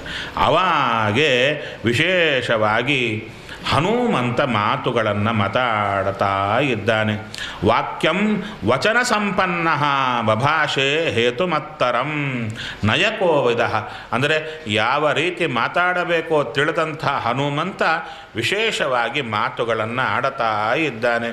ಹೇಳ್ತಾ ಇದ್ದಾನೆ, ಭಾವಮಸ್ಸತು ತದ್ವಿಜ್ಞಾಯ ತತ್ವತಃ ತಂ ಕರಿಷ್ಯಸಿ. ಹೇಳ್ತಾ ಇದ್ದಾರೆ, ಇವನು ಹೇಗಿದ್ದಾನೆ ಅಂದರೆ ಹೇಳ್ತಾ ಇದ್ದಾರೆ, ಅಥ ಸಂಸ್ಕಾರ ಸಂಪನ್ನ ಹನುಮಂತ ಹೇಳಿದ. ಏನು ಮಾಡ್ತಾ ಇದ್ದಾನೆ, ನ ವದಾನ್ ನಾಪಿ ಸಂಘರ್ಷಾತ್ ನಾಧಿಕ್ಯಾತ್ ನಚ ಕಾಮತಃ ನ ವಾದಾತ್. ನಾನು ಈಗ ಮಾತಾಡೋದು ಏನೋ ವಾದಕ್ಕಾಗಿ ಮಾತಾಡುತ್ತಾ ಇಲ್ಲ, ಇನ್ನೊಬ್ಬರು ಹೀಗೆ ಹೇಳಿದ್ರಲ್ಲ ಅವ್ರ ಮೇಲೆ ಹೀಗೆ ಹೇಳಬೇಕು ಅಂತ ನಾನು ಮಾತಾಡ್ತಾ ಇಲ್ಲ, ಅಥವಾ ನಾನೇನೋ ಖುಷಿ ಬಂದಂತೆ ಮಾತಾಡ್ತಾ ಇಲ್ಲ. ವಕ್ಷ್ಯಾಮಿ ವಚನಂ ರಾಜನ್ ಯಥಾರ್ಥಂ ರಾಮ ಗೌರವಾತ್. ನಾನು ಯಥಾರ್ಥವನ್ನು ಮಾತಾಡ್ತಾ ಇದ್ದೇನೆ ರಾಮನ ಮೇಲೆ ಒಂದು ವಿಶೇಷವಾದ ಗೌರವದಿಂದ. ಇನ್ನು ಮುಂದೆ ಹೇಳ್ತಾ ಇದ್ದಾರೆ ಏನು, ತತ್ರ ದೋಷಂ ಪ್ರಪಶ್ಯಾಮಿ ಕ್ರಿಯಾ ನಹ್ಯುಪಪದ್ಯತೆ. ಇಲ್ಲಿ ಏನು ಹೇಳ್ತಾ ಇದ್ದಾರೆ, ಈತನ ದೌರಾತ್ಮ್ಯಂ ರಾವಣೇ ದೃಷ್ಟ ವಿಕ್ರಮಂ ಚ ತಥಾತ್ವಯಿ. ಈ ರಾವಣನಲ್ಲಿ ದುಷ್ಟತೆಯನ್ನು ನೋಡಿ ನಿನ್ನಲ್ಲಿ ಪರಾಕ್ರಮವನ್ನು ನೋಡಿ ಬರ್ತಾ ಇದ್ದಾನೆ ಈತ. ಹೌದಾ, ಈತ ಒಳ್ಳೆಯವನ ಕೆಟ್ಟವನ? ಯಾರಾದರೂ ಮಾತಾಡಿದರೆ ಗೊತ್ತಾಗುತ್ತಾ ನಮಗೆ ಯಾರ ಒಳ್ಳೆಯವರು ಕೆಟ್ಟವರು ಅಂತ? ಏನೂ ಗೊತ್ತಾಗಲ್ಲ. ಅದಕ್ಕೆ ಹೇಳ್ತಾ ಇದ್ದಾರೆ ಹನುಮಂತನಿಗೆ ಗೊತ್ತಾಗುತ್ತಂತೆ. ಮುಖ ನೋಡಿದರೆ ಗೊತ್ತಾಗುತ್ತೆ, ಮಾತಾಡೋ ಕಾಲಕ್ಕೆ ಮುಖದಲ್ಲಿ ವಿಕಾರವನ್ನು ನೋಡಿದ ಕೂಡಲೇ ಗೊತ್ತಾಗಿ ಬಿಡುತ್ತಂತೆ ಹನುಮಂತನಿಗೆ. ಹೇಳ್ತಾ ಇದ್ದಾರೆ ನತ್ವಸ್ಯ ಬೃವತೋ ಜಾತು ಲಕ್ಷತೆ ದುಷ್ಟಭಾವತ. ಈತ ಮಾತಾಡುವ ಕಾಲಕ್ಕೆ ಅವನ ತಲೆಯಲ್ಲಿ ದುಷ್ಟಭಾವನೆ ಇದ್ದಂತೆ ನನಗೆ ಬರ್ತಾ ಇಲ್ಲ. ಅಷ್ಟೇ ಅಲ್ಲ, ಪ್ರಸನ್ನಂ ವದನಂ ಚಾಪಿ ತಸ್ಮಾನ್ ಮೇ ನಾಸ್ತಿ ಸಂಶಯ. ಮುಖ ಪ್ರಸನ್ನವಾಗಿದೆ, ಒಳಗೆ ಕೊಳಕಿಲ್ಲ. ಕೊಳಕಿದ್ದರೆ ಮುಖ ದರ್ಪಣ, ಮುಖ ದರ್ಪಣ, ಮನಸ್ಸಿಗೆ ದರ್ಪಣ ಅಂದರು. ಮನಸ್ಸಲ್ಲಿ ಕೊಳಕಿದ್ರೆ ಸ್ಪಷ್ಟವಾಗಿ ಕಾಣಿಸುವವರಿಗೆ ನಮಗಲ್ಲ, ಕಾಣಿಸುವವರಿಗೆ ಕಾಣುತ್ತೆ. ಹನುಮಂತ ಹೇಳ್ತಾ ಇದ್ದಾನೆ ಇವನಲ್ಲಿ ಯಾವ ದೋಷ ಇಲ್ಲ. ಇನ್ನು ಹೇಳ್ತಾ ಇದ್ದಾರೆ ಅಶಂಕಿತ ಮತಿ ಸಖ್ಯ ಸ್ವಸ್ಥ ನ ಶಠ ಪರಿಸರ್ಪತಿ. ಹೇಳ್ತಾ ಇದ್ದಾರೆ ಇವನು ಶಠನಲ್ಲ. ಶಠ ಅಂದರೆ ಎಷ್ಟು ಹೇಳಿದರೂ ಕೂಡ ತನ್ನದೇ ಸಾಧಿಸಬೇಕೆಂಬುದಿಲ್ಲ. ಅಷ್ಟೇ ಅಲ್ಲ, ಅವನಿಗೆ ಶಂಕೆ ಇಲ್ಲ ರಾಮಚಂದ್ರನ ಮೇಲೆ, ಸ್ವಸ್ಥನಾಗಿದ್ದಾನೆ. ಇನ್ನು ನಚಸ್ಯ ದುಷ್ಟವಾಗಸ್ತಿ ತಸ್ಮಾನ್ ಮೇ ನಾಸ್ತಿ ಸಂಶಯ. ಆದ್ದರಿಂದ ಈತನಿಗೆ ದುಷ್ಟವಾದ ಮಾತಿಲ್ಲ, ದುಷ್ಟ ಮನಸ್ಸಿಲ್ಲ. ಸ್ವೀಕಾರ ಮಾಡಬೇಕು ಅಂದಾಗ ರಾಮಚಂದ್ರ ಬೇಗ ಸ್ವೀಕಾರ ಮಾಡಿದ. ಅದಕ್ಕೆ ಎಲ್ಲಿ ಹನುಮನು ಅಲ್ಲಿ ರಾಮ. ಅದಕ್ಕೆ ಹೇಳ್ತಾ ಇದ್ದಾರೆ ಹಿಂದೆ ಸುಗ್ರೀವನ ಸ್ವೀಕಾರ ಮಾಡಿದ್ದಕ್ಕೆ ಹನುಮಂತ ರಾಮ ಸುಗ್ರೀವನ ಸ್ವೀಕಾರ ಮಾಡಿದ. ಕೃಷ್ಣನಾಗಿದ್ದಾಗ ಭೀಮನಾಗಿ ಅರ್ಜುನನನ್ನು ಸ್ವೀಕಾರ ಮಾಡಿದರೆ ಕರ್ಣ ದೂರಾದ. ಆದ್ದರಿಂದ ಹನುಮಂತ ನಮ್ಮ ಪಕ್ಷದಲ್ಲಿದ್ದರೆ ಅಥವಾ ನಾವು ಹನುಮಂತನ ಪಕ್ಷಕ್ಕೆ ಸೇರಿದರೆ ಎರಡರಲ್ಲೊಂದು, ನಾವೇ ಸೇರಬೇಕು ಅಥವಾ ಹನುಮಂತ ಬರಬೇಕು ನಮಗೆ. ಆದ್ದರಿಂದ ಯಾವುದು ಒಳ್ಳೆಯದು? ನಾವೇ ಸೇರೋದು ಒಳ್ಳೆಯದು. ಹನುಮಂತನ ಮತ್ತೆ ಬರಲ್ಲ, ಆತನಿಗೆ ಏನು ಬೇಕಾಗಿಲ್ಲ, ನಾವೇ ಹೋಗಿ ಸೇರೋದು ಉತ್ತಮ. ಅದಕ್ಕೆ ಹನುಮಂತನ ಪಕ್ಷ ನಾವು ಸೇರಿದರೆ ರಾಮ ನಮ್ಮ ಪಕ್ಷಕ್ಕೆ ಬರುತ್ತಾನೆ. ಆ ರೀತಿಯಲ್ಲಿ ವಿಭೀಷಣನನ್ನು ಸ್ವೀಕಾರ ಮಾಡುತ್ತಾ ಇದ್ದಾರೆ. ಇನ್ನು ಹೇಳ್ತಾ ಇದ್ದಾರೆ ಅನುಜೋ ರಾವಣಸ್ಯಾಹಂ ಏನ ಚ ಅಸ್ಮಿ ಅವಮಾನಿತ. ಅಯ್ಯ ರಾಮಚಂದ್ರ, ಅವರಿಂದ ನಾನು ಅವಮಾನಿತನಾಗಿದ್ದೇನೆ ಅಂತ. ಆವಾಗ ಎಷ್ಟು ಇದ್ದಾರೆ ಕೇಳ್ತಾ ಇದ್ದಾರೆ. ಸರಿಯಪ್ಪ ಬಾ ಕೂತ್ಕೋ, ಒಳ್ಳೆಯದು. ಈ ರಾಕ್ಷಸರು ಎಷ್ಟಿದ್ದಾರೆ ಅಂದರೆ ಹೇಳ್ತಾರೆ 10,00,00,000 ಸಹಸ್ರಾಣಿ. ನೀವು ಬೇಕಾದ್ರೆ ಕಂಪ್ಯೂಟ್ರು ಯಾವ್ದು ಇಟ್ಕೊತಿರೋ ನೋಡಿ, ಎಲ್ಲ ಜಾಮ್ ಆಗಿಬಿಡುತ್ತೆ. ಅಷ್ಟು ಸಂಖ್ಯೆ ಹೇಳ್ತಾ ಹೋಗ್ತಾ ಇದ್ದಾರೆ. ಕೊನೆಗೆ ನೀವು ಕಂಪ್ಯೂಟರಲ್ಲಿ ಹೆಚ್ಚಿಗೆ ಸಂಖ್ಯೆ ಬಡಿಲಿಕ್ಕೆ ಹೋದರೆ ಅದು ಇನ್ಫಿನಿಟಿ ಅಂತ ತೋರಿಸ್ಬಿಡುತ್ತೆ. ಅಷ್ಟೇ, ಸ್ವಲ್ಪ ನಿಂತು ಬಿಡುತ್ತೆ, ಸ್ಟಕ್ಕಾಗಿ ನಿಂತು ಬಿಡುತ್ತೆ. ಅದು ಆಮೇಲೆ ನೀವೇ ನೋಡ್ಕೊಳ್ಳಿ ಅಂತ ಹೇಳುತ್ತೆ. ಅದು ಕೂಡ ಹೆಚ್ಚು ವಾಪಸ್ ಏನು ತಗೊಳ್ಳಲ್ಲ. ಅದರಿಂದ 10,00,00,000 ಸಹಸ್ರಾಣಿ ಅಂತ ಹೇಳ್ತಾ ಇದ್ದಾರೆ. ನಂತರ ವಿಶೇಷವಾಗಿ ಇವರೆಲ್ಲ ಇದ್ದಾರಪ್ಪ ತುಂಬ ಜನ ಅಂತ ಹೇಳಿದಾಗ ವಿಶೇಷವಾಗಿ ಅಹತ್ವ ರಾವಣಂ ಸಂಖ್ಯೆ ವಿಶೇಷವಾಗಿ ಅಯೋಧ್ಯಾಂ ನ ಪ್ರವೇಕ್ಷ್ಯಾಮಿ. ರಾಮಚಂದ್ರ ಹೇಳ್ತಾ ಇದ್ದಾನೆ ಈ ರಾವಣಾಸುರನನ್ನು ಕೊಲ್ಲದೆ ನಾನು ಅಯೋಧ್ಯೆಯನ್ನು ಪ್ರವೇಶ ಮಾಡಲ್ಲ ಅಂತ. ಆವಾಗ ಹನುಮಂತ ಹೇಳಿದ, ನೋಡಿ ಒಬ್ಬರ ತಲೆಯಲ್ಲಿರೋದು ಚೆನ್ನಾಗಿ ಗೊತ್ತಾಗುತ್ತೆ ಹನುಮಂತನಿಗೆ. ಅಂದ್ರೇನು, ನಾವು ಇಲ್ಲಿಗೆ ಬಂದು ನಮ್ಮ ಪಟ್ಟಿ ಓದಬೇಕಾಗಿಲ್ಲ, ಇದು ಬೇಕು ಅದು ಬೇಕು ಅಂತ ಹನುಮಂತನಿಗೆ ಹೇಳಬೇಕಾಗಿಲ್ಲ. ನಾವು ಬರೋ ಕಾಲಕ್ಕೆ ಗೊತ್ತಾಗ್ಬಿಟ್ಟಿರುತ್ತೆ ಯಾಕೆ ಬರ್ತಾ ಇದ್ದಾನಿವ ಅಂತ. ಅಲ್ಲೇ ಎಕ್ಸ್ರೇ ತೆಗೆದುಬಿಟ್ಟಿರ್ತಾರೆ, ಹೌದಲ್ಲವೇ? ಅದನ್ನು ಹೇಳ್ತಾ ಇದ್ದ ಹನುಮಂತ, ಇವ ಬರೋ ಕಾಲಕ್ಕೇ ಗೊತ್ತಾಗ್ತಾ ಇದೆ ರಾಜ್ಯದಲ್ಲಿ ಒಂದು ಆಸೆಯಿಂದ ಬಂದಿದ್ದಾನೆ. ಅಣ್ಣ ಹೋಗಬೇಕು, ಅಣ್ಣ ಹೋದ ಮೇಲೆ ಆ ರಾಜ್ಯ ಬರಬೇಕು. ದುಷ್ಟನಾದ ಅಣ್ಣ ಹೋಗಿ ರಾಜ್ಯ ಚೆನ್ನಾಗಿರಬೇಕು, ಅದಕ್ಕೆ ರಾಜನಾಗಬೇಕು ಅಂತ ಬಂದಿದ್ದಾನೆ. ರಾಮಚಂದ್ರ ನೋಡು ಅಂತ ಹೇಳಿದಾಗ ಅಬ್ರವೀಲ್ ಲಕ್ಷಣಂ ಪ್ರೀತಃ ಸಮುದ್ರ ಜಲಮಾನಯ. ರಾಮಚಂದ್ರ ಹೇಳ್ತಾ ಇದ್ದಾನೆ, ಬಂಗಾರದ ಕಲಶದಲ್ಲಿ ಆ ಸಮುದ್ರ ಜಲ ತಗೊಂಡು ಬಾ ಲಕ್ಷ್ಮಣ ಅಂತ ಹೇಳಿದಾಗ ವಿಶೇಷವಾಗಿ ಆ ಜಲವನ್ನು ತರ್ತಾ ಇದ್ದಾರೆ. ನಂತರ ಆತನಿಗೆ ಅಭಿಷೇಕ ಮಾಡಿಬಿಡ್ತಾ ಇದ್ದಾರೆ. ಯಾವಾಗ ರಾವಣ ಬದುಕಿರುವ ಕಾಲಕ್ಕೇನೆ ಭೀಷಣನಿಗೆ ಅಭಿಷೇಕ ಮಾಡುತ್ತಾ ಇದ್ದಾರೆ. ಅವನು ಸಾವು ಖಚಿತ ಅಂತ ಮೊದಲೇ ಹೇಳ್ತಾ ಇದ್ದಾರೆ. ನಂತರ ಮುಂದೆ ಹೇಳ್ತಾ ಇದ್ದಾರೆ, ಕಥಂ ಸಾಗರ ವಕ್ಷೋಭ್ಯಂ ತರಾಮ ವರುಣಾಲಯಂ. ಹೇ ವಿಭೀಷಣ, ನೀ ಸರಿಯಾಗಿ ಹೇಳು, ಯಾಕಂದ್ರೆ ಇಲ್ಲೇ ಇರುವವ ನೀನು. ಅದಕ್ಕೆ ಈ ಸಾಗರವನ್ನು ದಾಟಬೇಕಾದ್ರೆ ಏನು ಮಾಡಬೇಕು ಹೇಳು ಅಂತ ಹೇಳಿದಾಗ ಅವಾಗ ಹೇಳ್ತಾ ಇದ್ದ, ಸಮುದ್ರಂ ರಾಘವೋ ರಾಮ ಶರಣಂ ಗಂತು ಅರ್ಹಸಿ. ಆ ಸಮುದ್ರವನ್ನು ನೀನು ಶರಣಾಗತನಾಗಬೇಕು ಅಂತ ಹೇಳಿದಾಗ ಅವಾಗೆ ರಾಮಚಂದ್ರ ಹೇಳ್ತಾ ಇದ್ದಾನೆ, ಸರಿ ಸರಿ ಸರಿ, ನಾನಿಲ್ಲೇ ದರ್ಭೆಗಳನ್ನು ವಿಶೇಷವಾಗಿ ಹಾಕಿಕೊಂಡು ಆ ಸಾಗರನನ್ನು ಪ್ರಾರ್ಥನೆ ಮಾಡುತ್ತೇನೆ ಅಂತ ಅಲ್ಲೇ ಮಲಗಿದ ರಾಮಚಂದ್ರ. ಅದಕ್ಕೆ ಆ ರಾಮನ ಹೆಸರೇ ದರ್ಭಶಯನ ಅಂತ ಬಂತು ರಾಮಚಂದ್ರನಿಗೆ. ಸರಿ, ಆ ಮಲಗಿರುವಾಗ ಶಾರ್ದೂಲ ಎನ್ನುವ ರಾಕ್ಷಸ ಅವನು ರಾವಣನಿಗೆ ಹೇಳಿದ, ರಾವಣ ಸ್ವಲ್ಪ ಯಾಕೆ ಅವರು ಇನ್ನೂ ಬರಲಿಲ್ಲ, ಬರಲಿಕ್ಕಿಂತ ಮೊದಲೇ ಎಷ್ಟು ಜನ ಇದ್ದಾರೆ, ಹೇಗಿದ್ದಾರೆ ಎಲ್ಲ ನೋಡಿಕೊಂಡು ಬರಲಿಕ್ಕೆ ಒಬ್ಬನ್ನು ಕಳಿಸಿಕೊಡು. ಆವಾಗ ಶುಕ ಅಂತ ರಾಕ್ಷಸ ಅವನನ್ನು ಕಳಿಸಿಕೊಡ್ತಾರೆ. ಅವನು ಪಕ್ಷಿ ರೂಪದಲ್ಲಿ ಬಂದ. ಸಂಶಯ, ಹನುಮಂತ 100 ಯೋಜನ ಹಾರಿದ್ದು ಅಷ್ಟೆಲ್ಲ ಹೇಳಿದ್ರಿ, ಅವನು ಹೇಗೆ ಬಂದ? ಲಂಕೆಯಿಂದ ಈಚೆ ಇನ್ನೂ ದಾಟಿಲ್ಲ ಇವರು. ಅಂಥ ಕಾಲಕ್ಕೆ 100 ಯೋಜನ ಹೇಗೆ ದಾಟಿದ ಅಂದರೆ ಅಲ್ಲಲ್ಲಿ ಕಾಲಿಟ್ಟು ಬಂದ ಅಂತ ಹೇಳ್ತಾ ಇದ್ದಾರೆ. ಅವನಿಗೆ ಏಕಪ್ರಕಾರ 100 ಯೋಜನ ದಾಟಲಿಕ್ಕಾಗಿಲ್ಲ. ಅವನು ಬಂದ, ಯಾಕೆ ಮಧ್ಯೆ ದ್ವೀಪ ಆಚೆ ಇತ್ತು ಈಚೆ ಇತ್ತು ಎಲ್ಲ ಇಟ್ಟುಕೊಂಡು ಬಂದ. ನಂತರ ನೋಡುತ್ತಾರೆ, ವಿಭೀಷಣ ನೋಡುತ್ತಾನೆ, ರಾಮಚಂದ್ರ ಇವ ರಾವಣನ ಕಡೆಯವ. ಕಪಿಗಳು ಹಿಡಿದು ಬಿಟ್ಟರು. ಮೊದಲೇ ಕಪಿಗಳು ಅವರ ಕೈಯಲ್ಲಿ ಸಿಕ್ಕಾಕ್ಕೊಂಡ್ರೆ, ನಿಮಗೇನೋ ಪರಿಚಯ ಇಲ್ಲ ಅಂತ ಕಾಣುತ್ತೆ. ಕಪಿಗಳ ಪರಿಚಯ ಇದೆಯಾ? ಇಲ್ಲಿ ಕೋತಿಗಳಿವೆಯಾ? ಇಲ್ಲಲ್ಲ. ಸರಿ, ಒಂದು ಸಲ ನೀವು ಎಲ್ಲಿಗೆ ಹೋಗಬೇಕು ಅಂದರೆ ಬರಬೇಕು. ಆಚಾರ್ಯ ನಮಸ್ಕಾರ. ನಾವೆಲ್ಲ ಈ ಹರಿದ್ವಾರ ಆಚೆ ಹೋಗಿದ್ವಿ. ಒಂದು ಕ್ಷೇತ್ರಕ್ಕೆ ಹೋದಾಗ ಸುಮ್ಮನೆ ಹೋಗುವವರ ಮೇಲೆ ಅಟ್ಯಾಕ್ ಮಾಡುತ್ತಾ ಇವೆ. ಎಷ್ಟು ಘೋರವಾಗಿ ಅಂದರೆ ಎಲ್ಲರೂ ಸೂಟ್ ಕೇಸ್ ಬಿಟ್ಟು ಓಡ್ತಾ ಇದ್ದಾರೆ. ಚಿಕ್ಕ ಚಿಕ್ಕವೇ ಪಾಪ, ಎಷ್ಟು ಹೆದರಿಸುತ್ತೆ. ಮತ್ತು ಇವರು ಪರ್ವತಾಕಾರ, ಇವರು ಹತ್ತಿರ ಇರಲಿಕ್ಕೆ ಸಾಧ್ಯವ? ಆ ಶುಕನನ್ನು ಹಿಡ್ಕೊಳ್ತಾ ಇದ್ದಾರೆ. ಭೀಕರವಾಗಿ ಅವನಿಗೆ ಎಲ್ಲ ಹಿಂಸೆನೂ ಕೊಡ್ತಾ ಇದ್ದಾಳೆ. ಅವನು ನೋಡ್ತಾ ಇದ್ದಾನೆ, ಅಳತಾ ಇದ್ದಾನೆ, ರಾಮಚಂದ್ರ ಬಿಡಿಸಯ್ಯ, ಇವರೆಲ್ಲ ಕೊಂದು ಬಿಡುತ್ತಾರೆ ನನ್ನ. ಕಣ್ಣು ಕಿತ್ತಾ ಇದ್ದಾರೆ, ಒಬ್ಬರು ಕೈಗಳು ಮುರಿತಾ ಇದ್ದಾರೆ, ಏನು ಮಾಡಬೇಕಯ್ಯ? ಅವಾಗೆ ರಾಮಚಂದ್ರ ಹೇಳ್ತಾ ಇದ್ದಾನೆ, ಬೇಡ ಬೇಡ, ದೂತ ಬಿಟ್ಟು ಬಿಡೋಣ. ಸುಗ್ರೀವ ಹೇಳಿದ, ರಾಮಚಂದ್ರ ದೂತ ಅಂತ ಬಿಡೋದು ಬೇಡ, ಇವನು ದೂತನಲ್ಲ, ಇವನು ಚಾರನಾಗಿ ಬಂದಿದ್ದಾನೆ, ನಮ್ಮ ಎಲ್ಲ ಕಪಿಸೇನೆಯನ್ನು ಅಳೆದು ಬಿಟ್ಟಿದ್ದಾನೆ, ಇವನು ಹೋದರೆ ನಮಗೆ ತೊಂದರೆ ಆಗುತ್ತೆ ಅಂತ ಹೇಳಿದಾಗ ಮತ್ತೂ ಎಲ್ಲ ಹಿಡಿದರು.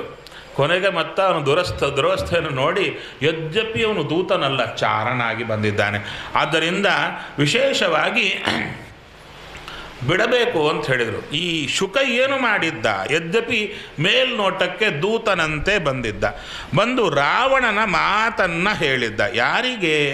ಸುಗ್ರೀವನಿಗೆ ಹೇಳಿದ್ದ. ನೋಡಿ, ಸುಗ್ರೀವನ ಭೇದ ನೀತಿ. ರಾಮನಿಗೂ ಸುಗ್ರೀವನಿಗೂ ಒಡಕು ತರಲಿಕ್ಕೆ ಸುಗ್ರೀವನ ಹತ್ರ ಈ ಶುಕನನ್ನು ಕಳಿಸಿಕೊಡ್ತಾ ಇದ್ದಾನೆ.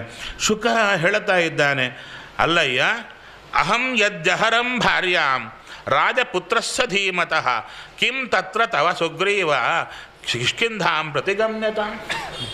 ಏ ಸುಗ್ರೀವ, ನಿನಗೂ ನನಗೂ ವೈರ ಇಲ್ಲ, ನಾನು ರಾಮನ ಹೆಂಡತಿಯನ್ನು ತಂದರೆ ನಿನಗೇನಾಯ್ತಯ್ಯ? ನೀನೇ ಯಾಕೆ ಬಂದೀಯ? ಹೋಗು. ಎಷ್ಟು ಚೆನ್ನಾಗಿದೆ ನೋಡಿ, ನಿನಗೂ ನನಗೇನು ಫೈಟಿಂಗ್ ಏನಿಲ್ಲ, ಯಾಕೆ ಇದು ಮಾಡ್ತೀಯ? ನೀನು ರಾಮನನ್ನು ಸಮರ್ಥನೆ ಮಾಡಿದ್ರೆ ಹಿಂಗೆ ಬರೋದೇನಿಲ್ಲ, ಬಿಟ್ಟರು ಹೋಗೋದೇನಿಲ್ಲ, ಇಲ್ಲಾಕಿದ್ಯಾ ಹೋಗು ಅಂತ. ಅದಕ್ಕೆ ಸುಗ್ರೀವ ಶುಕ ಅವನಿಗೆ ಹೇಳಿ ಕಳಿಸ್ತಾ ಇದ್ದಾನೆ. ನಮೇಸಿ ಮಿತ್ರಂ ನಥತಾನು ಕಂಪ್ಯ ನಚ ಉಪಕರ್ತಾಸಿ ನಮೇ ಪ್ರಿಯೋಸಿ. ಹೇ ರಾವಣ, ನೀ ನನಗೆ ಪ್ರಿಯನೂ ಅಲ್ಲ, ಉಪಕಾರ ಮಾಡೋನೂ ಅಲ್ಲ, ಸಖನೂ ಅಲ್ಲ, ಏನೂ ಅಲ್ಲ. ಇನ್ನು ಅರಿಶ್ಚ ರಾಮಸ್ಯ ಸಹಾನುಬಂಧ ತತೋಸಿ ವಾಲೀವ ವಧಾರ್ಹವಧ್ಯ. ನೀನು ವಧಾರ್ಹನಾಗಿದ್ದಿ, ವಧ್ಯನಾಗಿದ್ದಿ ವಾಲಿಯಂತೆ. ಆದ್ದರಿಂದ ನಿನ್ನನ್ನು ಸಂಹಾರ ಮಾಡಲಿಕ್ಕೆ ನಾನು ರಾಮನಿಗೆ ಸಹಾಯಕನಾಗಿ ಬಂದಿದ್ದೇನೆ ಅಂತ ಹೇಳಿ ಅವನನ್ನು ಕಳಿಸಿಕೊಡ್ತಾ ಇದ್ದಾರೆ. ಸರಿ, ನಂತರ ವಿಶೇಷವಾಗಿ ರಾಮಚಂದ್ರ ಕುಶಗಳನ್ನು ಹಾಸಿ ಅದರ ಮೇಲೆ 3 ದಿನಗಳ ಕಾಲ ವಿಶೇಷವಾಗಿ ಮಲಗ್ತಾ ಅಂದರೆ ಮಲಗೋದು ಒಂದೇ ಮಲಗೋದಲ್ಲ, ಧ್ಯಾನಪರನಾಗ್ತಾ ಇದ್ದಾನೆ. ಸಮುದ್ರ ಏನು ಮಾತಾಡುತ್ತಾ ಇಲ್ಲ. ಇಲ್ಲಿ ಸಂಶಯಗಳು ಬರುತ್ತೆ. ಹನುಮಂತ ಹಾರುವಾಗ ಸಮುದ್ರ ರಾಜ ವಾಲ್ಮೀಕಿ ರಾಮಾಯಣ ಪ್ರಕಾರ ಮೈನಾಕ ಪರ್ವತದ ಹೋಗಿ ನನಗೂ ಸಗರ ರಾಜ ಆತನಿಂದ ನಾನು ವೃದ್ಧಿ ಹೊಂದಿದೆ, ಅದಕ್ಕೆ ಇಕ್ಷ್ವಾಕು ವಂಶೀಯರು ನನಗೆ ಬಹಳ ಬೇಕಾದವರು, ನಾನು ಉಪಕಾರ ಮಾಡಬೇಕು, ನೀನು ಮೇಲಕ್ಕೇಳು ಅಂತ ಹೇಳುತ್ತಾರೆ. ಇಷ್ಟು ರಾಘವ ಕುಲದ ಮೇಲೆ ಅಭಿಮಾನ ಇದ್ದ ವರುಣ ಈ ಸಮುದ್ರ ಬರಲಿಲ್ಲ ಯಾಕೆ? 3 ದಿವಸ ಉಪವಾಸ ಕೂತರು ಎಂದು ಹೇಳ್ತಾ ಇದ್ದಾರೆ. ನಾನು ಅಗಾಧವಾಗಿರ್ತೇನೆ, ಬೇಗ ಬರಲ್ಲ ಅಂತ ಉತ್ತರ ಕೊಡ್ತಾ ಇದ್ದಾರೆ ಅವರು. ಅದಕ್ಕೆ ಹೇಳ್ತಾ ಇದ್ದಾರೆ, ತುಂಬ ಸಿಟ್ಟು ಬಂತು. ಸಿಟ್ಟು ಬಂದ ಮೇಲೆ ರಾಮಚಂದ್ರ ವಿಶೇಷವಾಗಿ ಬಾಣಗಳನ್ನು ಪ್ರಯೋಗ ಮಾಡುತ್ತಾ ಇದ್ದಾರೆ. ಇಡೀ ಸಮುದ್ರ ಅಲ್ಲ ಕಲ್ಲೋಲ ಆಗ್ತಾ ಇದೆ.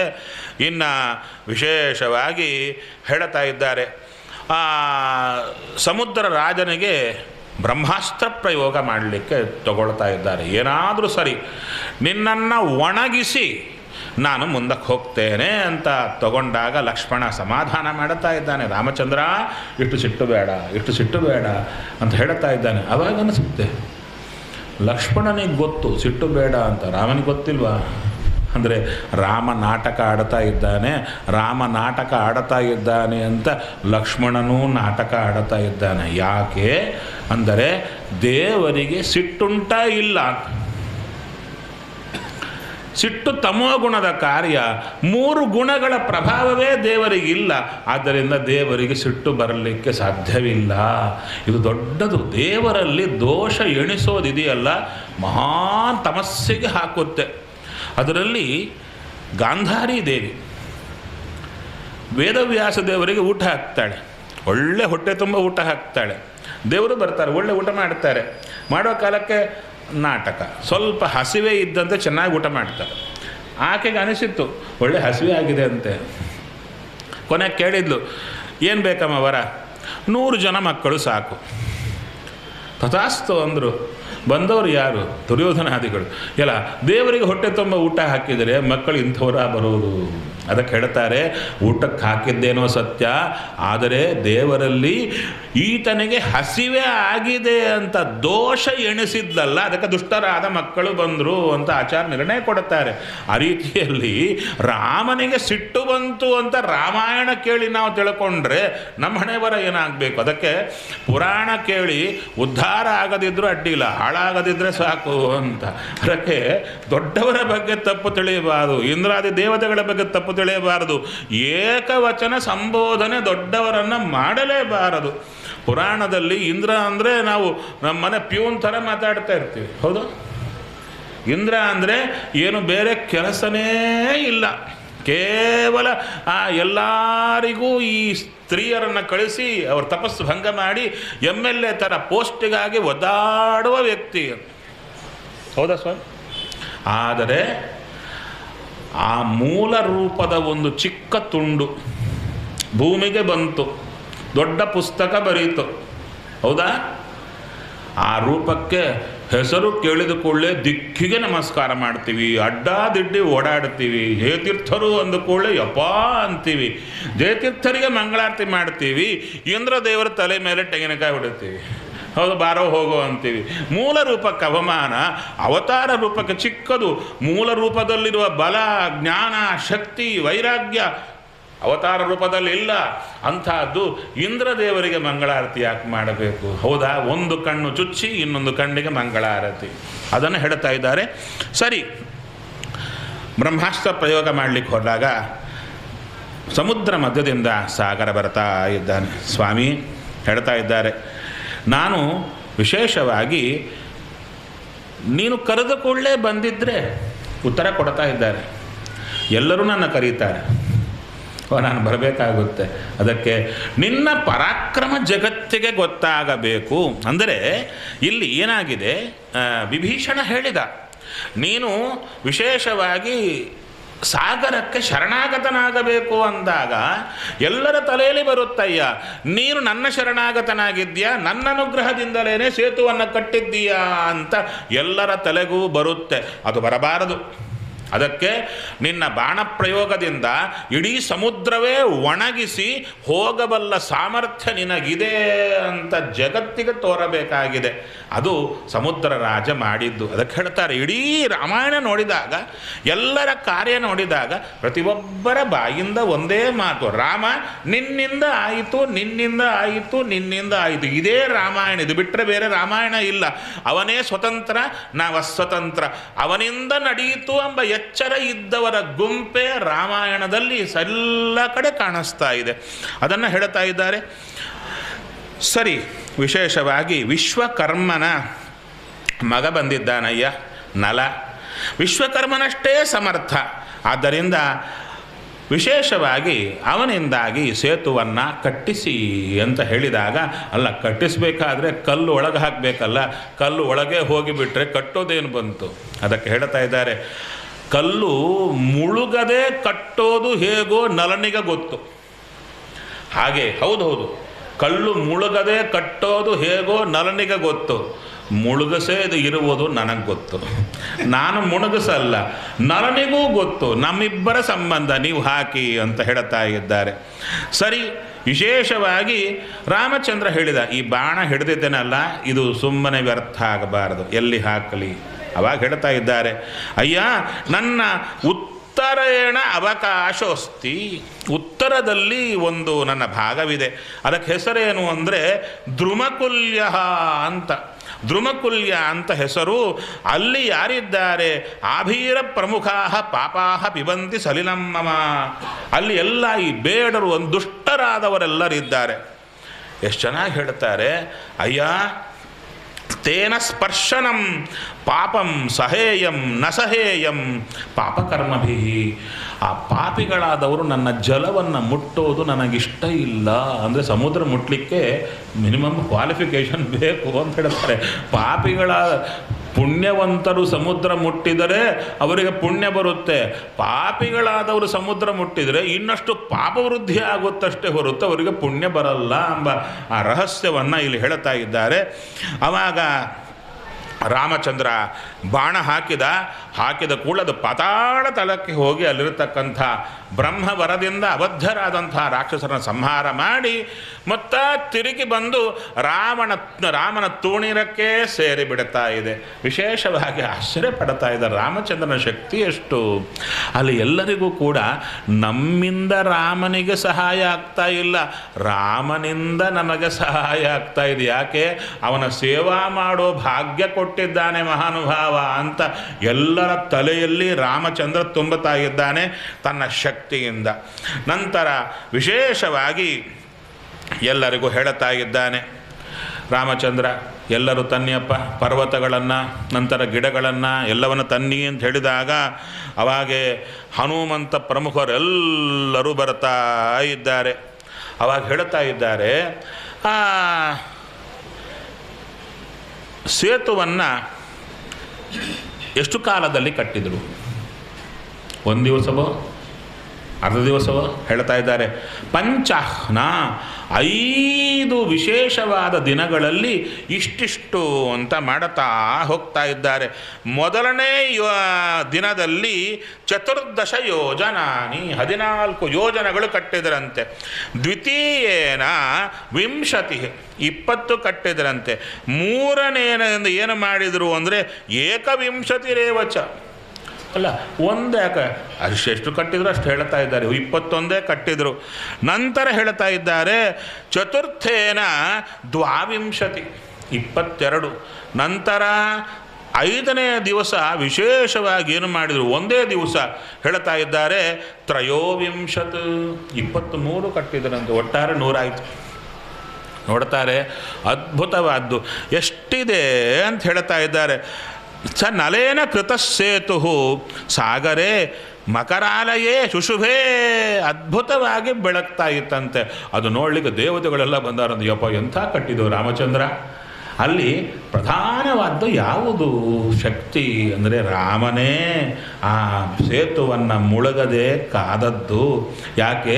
ಪ್ರತಿಯೊಬ್ಬ ಜೀವರಾಶಿ ಅಸ್ವತಂತ್ರ, ಅವರೇನು ಮಾಡಲಿಕ್ಕಾಗುತ್ತೆ? ಪ್ರತಿಯೊಂದು ಕಡೆ ರಾಮ ರಾಮ ರಾಮ, ಅವನಿಂದನೇ ಎಲ್ಲ ಆಯಿತು. ಸರಿ, ತದನಂತರ ಆ ಸೇತು ಎಷ್ಟಿತ್ತು? 100 ಯೋಜನೆ ಉದ್ದ, ಗೊತ್ತೇ ಗೊತ್ತು. ಎಷ್ಟು ಇನ್ನು ಹೇಳ್ತಾರೆ 15 ಯೋಜನ ದೂರ ಅಡ್ಡ ಅಂತೆ. 15, ಯಾಕೆ ಇಷ್ಟು ಜನ ಹೋಗಬೇಕಲ್ಲ, ಕೋಟಿಗಳು ಹೋಗಬೇಕಾದ್ರೆ ಚಿಕ್ಕ ಹಾದಿ ಆದರೆ ಎಲ್ಲರೂ ಬಿದ್ದು ಹೋಗ್ತಾರೆ. ಅದಕ್ಕೆ ದೊಡ್ಡದು ಕಟ್ತಾ ಇದ್ದಾರೆ. ಅದ್ಭುತವಾಗಿರತಕ್ಕಂಥದ್ದು. ಅದನ್ನು ನೋಡಿ ಎಲ್ಲ ದೇವತೆಗಳು ಪುಷ್ಪವೃಷ್ಟಿ ಮಾಡುತ್ತಾ ಇದ್ದಾರೆ. ಆವಾಗ ರಾಮಚಂದ್ರ ಹೇಳ್ತಾ ಇದ್ದಾನೆ, ಹೇ ಲಕ್ಷ್ಮಣ, ಈಗ ನಿಮಿತ್ತಾನಿ ನಿಮಿತ್ತಜ್ಞ ದೃಷ್ಟ ಲಕ್ಷ್ಮಣ ಪೂರ್ವಜ ಸೌಮಿತ್ರೀಂ ಸಂಪರಿಷ್ವಜ್ಯ ಇದಂ ವಚನಮಬ್ರವೀತ್. ಹೇಳ್ತಾ ಇದ್ದಾನೆ, ಹೇ ಸೌಮಿತ್ರೇ, ಈಗ ಹೊರಡೋಣ. ಯಾಕೆ? ವಿಪರೀತ ಭಯಂಕರ ಸೂಚನೆಗಳು ಬರ್ತಾ ಇವೆ ಅಂದರು. ಅಲ್ಲ, ಭಯಂಕರ ಸೂಚನೆ ಬಂದರೆ ಹೋಗೋದು ಯಾಕೆ? ಅಲ್ಲ, ಶತ್ರುಗಳು ನಾಶ ಆಗ್ತಾರೆ ಎಂಬ ಸೂಚನೆಗಳು ಬರ್ತಾ ಇವೆ. ಆದ ಕಾರಣದಿಂದ ಈವಾಗಲೇ ಹೊರಡಬೇಕು ಅಂತ ಎಲ್ಲರೂ ಕ್ಷಿಪ್ರಂ ಅದ್ಯೈವ ದುದರ್ಶಾಂ ಪುರೀಂ ರಾವಣ ಪಾಲಿತಾಂ ಅಭಿಯಾಮ ಜವೇನೈವ. ಬೇಗ ಹೊರಡೋಣ ಅಂತ ರಾಮಚಂದ್ರ ಎಲ್ಲರೂ ಕೂಡ ಹೊರಡ್ತಾ ಇದ್ದಾರೆ. ಲಂಕೆಯ ಹತ್ತಿರ ಬರ್ತಾ ಇದ್ದಾರೆ ಎಲ್ಲರೂ ಕೂಡ. ಏನು ಕ್ಷಣ ಮಾತ್ರದಲ್ಲಿ ಬಂದುಬಿಡ್ತಾರೆ. ರಾಮನ ಇದ್ದದ್ದರಿಂದ ಎಲ್ಲರಿಗೂ ಎಷ್ಟು ಶಕ್ತಿ ಬಂತು ಅಂದರೆ ಅದ್ಭುತವಾಗಿ ಆ ಪರ್ವತದ ಹತ್ರ ಬರ್ತಾ ಇದ್ದಾರೆ. ಇನ್ನು ಮುಂದೆ ಹೇಳ್ತಾ ಇದ್ದಾರೆ, ರಾವಣಾಸುರ ತನ್ನ ಗೋಪುರದ ಮೇಲೆ ನಿಂತು ವಿಶೇಷವಾಗಿ ನೋಡುತ್ತಾ ಇದ್ದಾನೆ. ಬರ್ತಾ ಇದ್ದಾರಾ ಇಲ್ವಾ ಅನ್ನೋ ಮೊದಲೇ ಟೆನ್ಷನ್ ಜಾಸ್ತಿ ಆಗಿದೆ. ಏನು ಮಾಡ್ತಾರೋ ಏನು, ಒಬ್ಬ ಬಂದು ಎಲ್ಲ ಸುಟ್ಟು ಹೋದ, ಇವ್ರೇನು ಮಾಡ್ತಾರೋ ಅಂತ. ಸರಿ, ಆವಾಗ ಶುಕ ಸಾರಣ ಅಂತ ಅವರ ಮತ್ತು ವಾನರ ಸೇನೆಯನ್ನು ಎಷ್ಟಿದೆ ಒಂದು ಸಲ ನೋಡ್ಕೊಂಡು ಬಾಪ ನೋಡೋಣ. ಒಬ್ಬನೇ ಬಂದ, ಇಂಥವ್ರು ಎಷ್ಟು ಜನ ಇದ್ದಾರೆ ಅವರು ನೋಡಲಿಕ್ಕೆ ಬಂದಾಗ ಆವಾಗ ಮತ್ತು ವಿಭೀಷಣ ಹೇಳ್ತಾನೆ, ಮತ್ತು ಕಳಿಸಿದ್ದ ನೋಡ್ರಿ ರಾಮಚಂದ್ರ. ಅದು ವಿಭೀಷಣ ಗೊತ್ತಾಗ್ತಾ ಇದೆ, ಪಕ್ಷಿ ರೂಪದಿಂದ ಬರ್ತಾ ಇದ್ದಾರೆ, ಮತ್ತು ಹಿಡ್ಕೊಂಡಿದ್ದಾರೆ. ಆವಾಗ ಹೇಳ್ತಾ ಇದ್ದಾನೆ, ರಾಮಚಂದ್ರ ನಿಮ್ದೆಲ್ಲ ನೋಡಿದ್ದೇನಯ್ಯ. ಅವಾಗ ರಾಮ ಹೇಳ್ತಾನೆ, ಎಲ್ಲರೂ ಬಡಿಲಿಕ್ಕೆ ಹೋಗ್ತಾ ಇದ್ದಾರೆ, ಬಿಟ್ಬಿಟ್ರಪ್ಪ ಅವನನ್ನು. ಅಲ್ಲ ರಾಮ ನಮ್ಮ ತಿಳ್ಕೊಂಡಿದ್ದಾನೆ. ಅವ ರಾಮ ಹೇಳ್ತಾ ಇದ್ದಾನೆ, ಅಲ್ಲ ಒಂದು ವೇಳೆ ನಮ್ಮ ಬಲ ಚೆನ್ನಾಗಿ ನೋಡಿದ್ದೇನೋ? ನೋಡಿದೆ, ಹುಚ್ಚ ಇನ್ನು ಸರಿಯಾಗಿ ನೋಡಿಲ್ಲ, ನೋಡು ಅಂತ ಹೇಳ್ತಾ ಇದ್ದಾನೆ. ಯಾವುದು ನೋಡಿಲ್ಲವೋ ಇನ್ನು ನೋಡಿ ಹೇಳು ಅಂತ ರಾಮಚಂದ್ರ ಹೇಳ್ತಾ ಇದ್ದಾನೆ. ನಮ್ಮ ಬಲವನ್ನು ನೋಡಿದ್ದಕ್ಕೆ ನನಗೇನು ಧೈರ್ಯವಿಲ್ಲ, ಬಲವಾಗಿದೆ, ಅವನು ಏನೂ ಮಾಡಿಕೊಳ್ಳಲಾರ ಅಂತ ಅವನಿಗೆ ಹೇಳಿ ಕಳಿಸಿದರೆ ಅವರಿಬ್ಬರು ಹೋಗ್ತಾ ಇದ್ದಾರೆ. ಅವರು ಹೋಗಿ ಒಬ್ಬೊಬ್ಬರ ವರ್ಣನೆ ಮಾಡ್ತಾ ಇದ್ದಾರೆ. ಬೆವರು ಹಾಕ್ತಾ ಇದ್ದಾರೆ ರಾವಣಾಸುರನಿಗೆ. ಕೊನೆಗೆ ಅವರಿಬ್ಬರು ಹೇಳ್ತಾ ಇದ್ದಾರೆ, ನಮ್ಮ ಅಭಿಪ್ರಾಯ ಸೀತೆಯನ್ನು ಬಿಡುವುದು ಉತ್ತಮ. ಅವರು ಹೋಗು ಆಚೆಗೆ ಅಂತ ಹೇಳಿಬಿಟ್ಟ. ಯಾಕೆ ಅಂದರೆ ಹೇಳ್ತಾ ಇದ್ದಾರೆ, ಹಾಳಾಗುವವನಿಗೆ ಒಳ್ಳೆ ಮಾತು ಹಿಡಿಸಲ್ಲ ಅಂತ ವಾಲ್ಮೀಕಿ ಮಹರ್ಷಿಗಳು ಒಳ್ಳೆ ಮಾತನ್ನು ಹೇಳ್ತಾ ಇದ್ದಾರೆ. ಇನ್ನು ವಾನರ ಸೈನ್ಯ ಎಲ್ಲವೂ ಕೂಡ ಸುತ್ತುವರಿಯುತ್ತಾ ಇದೆ. ಇನ್ನು ಮುಂದೆ ರಾಮಚಂದ್ರ, ಅಯ್ಯ ಒಳ್ಳೆ ಮುಹೂರ್ತ ಬಂದಿದೆ, ಇವತ್ತೇ ಎಲ್ಲರೂ ಹೋಗೋಣ ಅಂತ ಉತ್ತರ ದ್ವಾರಕ್ಕೆ ತಾನು ಹೊರಟ. ಆದರೆ ಇಲ್ಲಿ ಒಂದು ವಿಶೇಷವಿದೆ. ಎಷ್ಟು ಕಪಿಗಳ ಸಂಖ್ಯೆ ಚೆನ್ನೈಯಲ್ಲಿ ಸ್ವಲ್ಪ ಟೈಮ್ ಬೇಗ ಹೋಗುತ್ತೆ ಅಂತ ಕಾಣುತ್ತೆ. ವಿಷಯ ಅಷ್ಟಿದೆ, ಎಷ್ಟು ವಿಷಯ ಸಂಗ್ರಹ ಇದೆ. ನಾನೂ ಹನುಮಂತನಂತೆ ಹಾರಲೇಬೇಕಾಗಿದೆ. ಏನು ಮಾಡೋಣ? ನನಗೆ ಒಂದು ವೇಳೆ ನೀವು ಒಂದು 10 ದಿವಸ ಬೆಳಗ್ಗೆ ಒಂದು 4 ತಾಸು, ಒಂದು ಸಾಯಂಕಾಲ ಒಂದು 4 ತಾಸು ಕೊಟ್ಟರೆ ಹೇಳಲಿಕ್ಕೆ ನಾನು ಸಿದ್ಧ, ಕೊಡ್ಲಿಕ್ಕೆ ನೀವು ಸಿದ್ಧ ಇರಬೇಕು. ಹೌದು, ಬಿಟ್ಟು ಬೈ ಬಿಟ್ಟು ರಾಮಾಯಣ ಕೇಳಿದರೆ ಅಷ್ಟು ಆನಂದ ಆಗಬೇಕು, ಅದ್ಭುತ ಆನಂದ ಆಗುತ್ತೆ. ಹಾಂ, ಇನ್ನು ಈ ಕಪಿವಾಹಿನಿ ಎಷ್ಟಿತ್ತು ಪರಿಚಯ ಮಾಡಿಕೊಡುತ್ತಾರೆ. ಶತಂ ಶತಸಹಸ್ರಾಣಾಂ ಕೋಟಿ ಮಾಹು ಮನೀಷಿಣಃ. ಶತಸಹಸ್ರ ಅಂದರೆ 100 × 1000 ಎಷ್ಟು? ಲಕ್ಷ.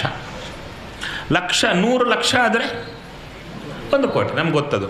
ಒಂದು ಹೇಳ್ತಾರೆ ಶತಂ ಕೋಟಿ ಸಹಸ್ರಾಣಾಂ ಅಂದರೆ 100. ಶತಂ ಕೋಟಿ ಸಹಸ್ರಾಣಾಂ, ಕೋಟಿ ಸಾವಿರಗಳು ಅಂದರೆ ಕೋಟಿ ಸಾವಿರಗಳು ಇಂಟು ಅಂದರೆ 1000 × ಕೋಟಿ × 100. ಅದನ್ನೇನು ಹೇಳ್ತಾ ಇದ್ದಾರೆ? ಶಂಕುರಿತ್ಯಭಿಧೀಯತೆ. ಅದನ್ನು ಶಂಕು ಅಂತ ಕರೀತಾರೆ. ಇನ್ನು ಅಂಥ ಶಂಕು ಸಹಸ್ರಗಳು ಎಷ್ಟು? 100. ಶತಂ ಶಂಕು ಸಹಸ್ರಾಣಾಂ ಮಹಾಶಂಕುರಿತಿ ಸ್ಮೃತಃ. ಅದು ಮಹಾಶಂಕು ಅಂತ. ಒಂದು ವೇಳೆ ಒಲೆಯಲ್ಲಿ ನಮ್ಮ ಕಣ್ಣು ಮುಂದೆ ನಿಂತರೆ ಹೇಗಿರುತ್ತೆ ಅಂತ ನಮ್ಮ ತಲೆ ಸುತ್ತು ಬಂದು ಬಿದ್ದರೆ ಎಬ್ಬಿಸ್ಲಿಕ್ಕೂ ಆಗಲ್ಲ, ಆ ಥರ ಇದೆ. ಮುಂದೆ ಹೇಳ್ತಾ ಇದ್ದಾರೆ ಮಹಾಶಂಕು ಸಹಸ್ರಾಣಾಂ ಶತಂ. ಮಹಾಶಂಕುಗಳು 1000, ಅಂಥ ಸೆಟ್ಟು 100 ಆದರೆ ಅದನ್ನು ವೃಂದಮಿಹೋಚ್ಚತೆ, ಅದನ್ನು ವೃಂದ ಅಂತ ಕರೀತಾರೆ. ಇನ್ನು ಶತಂ ವೃಂದ ಸಹಸ್ರಾಣಾಂ ಮಹಾವೃಂದ.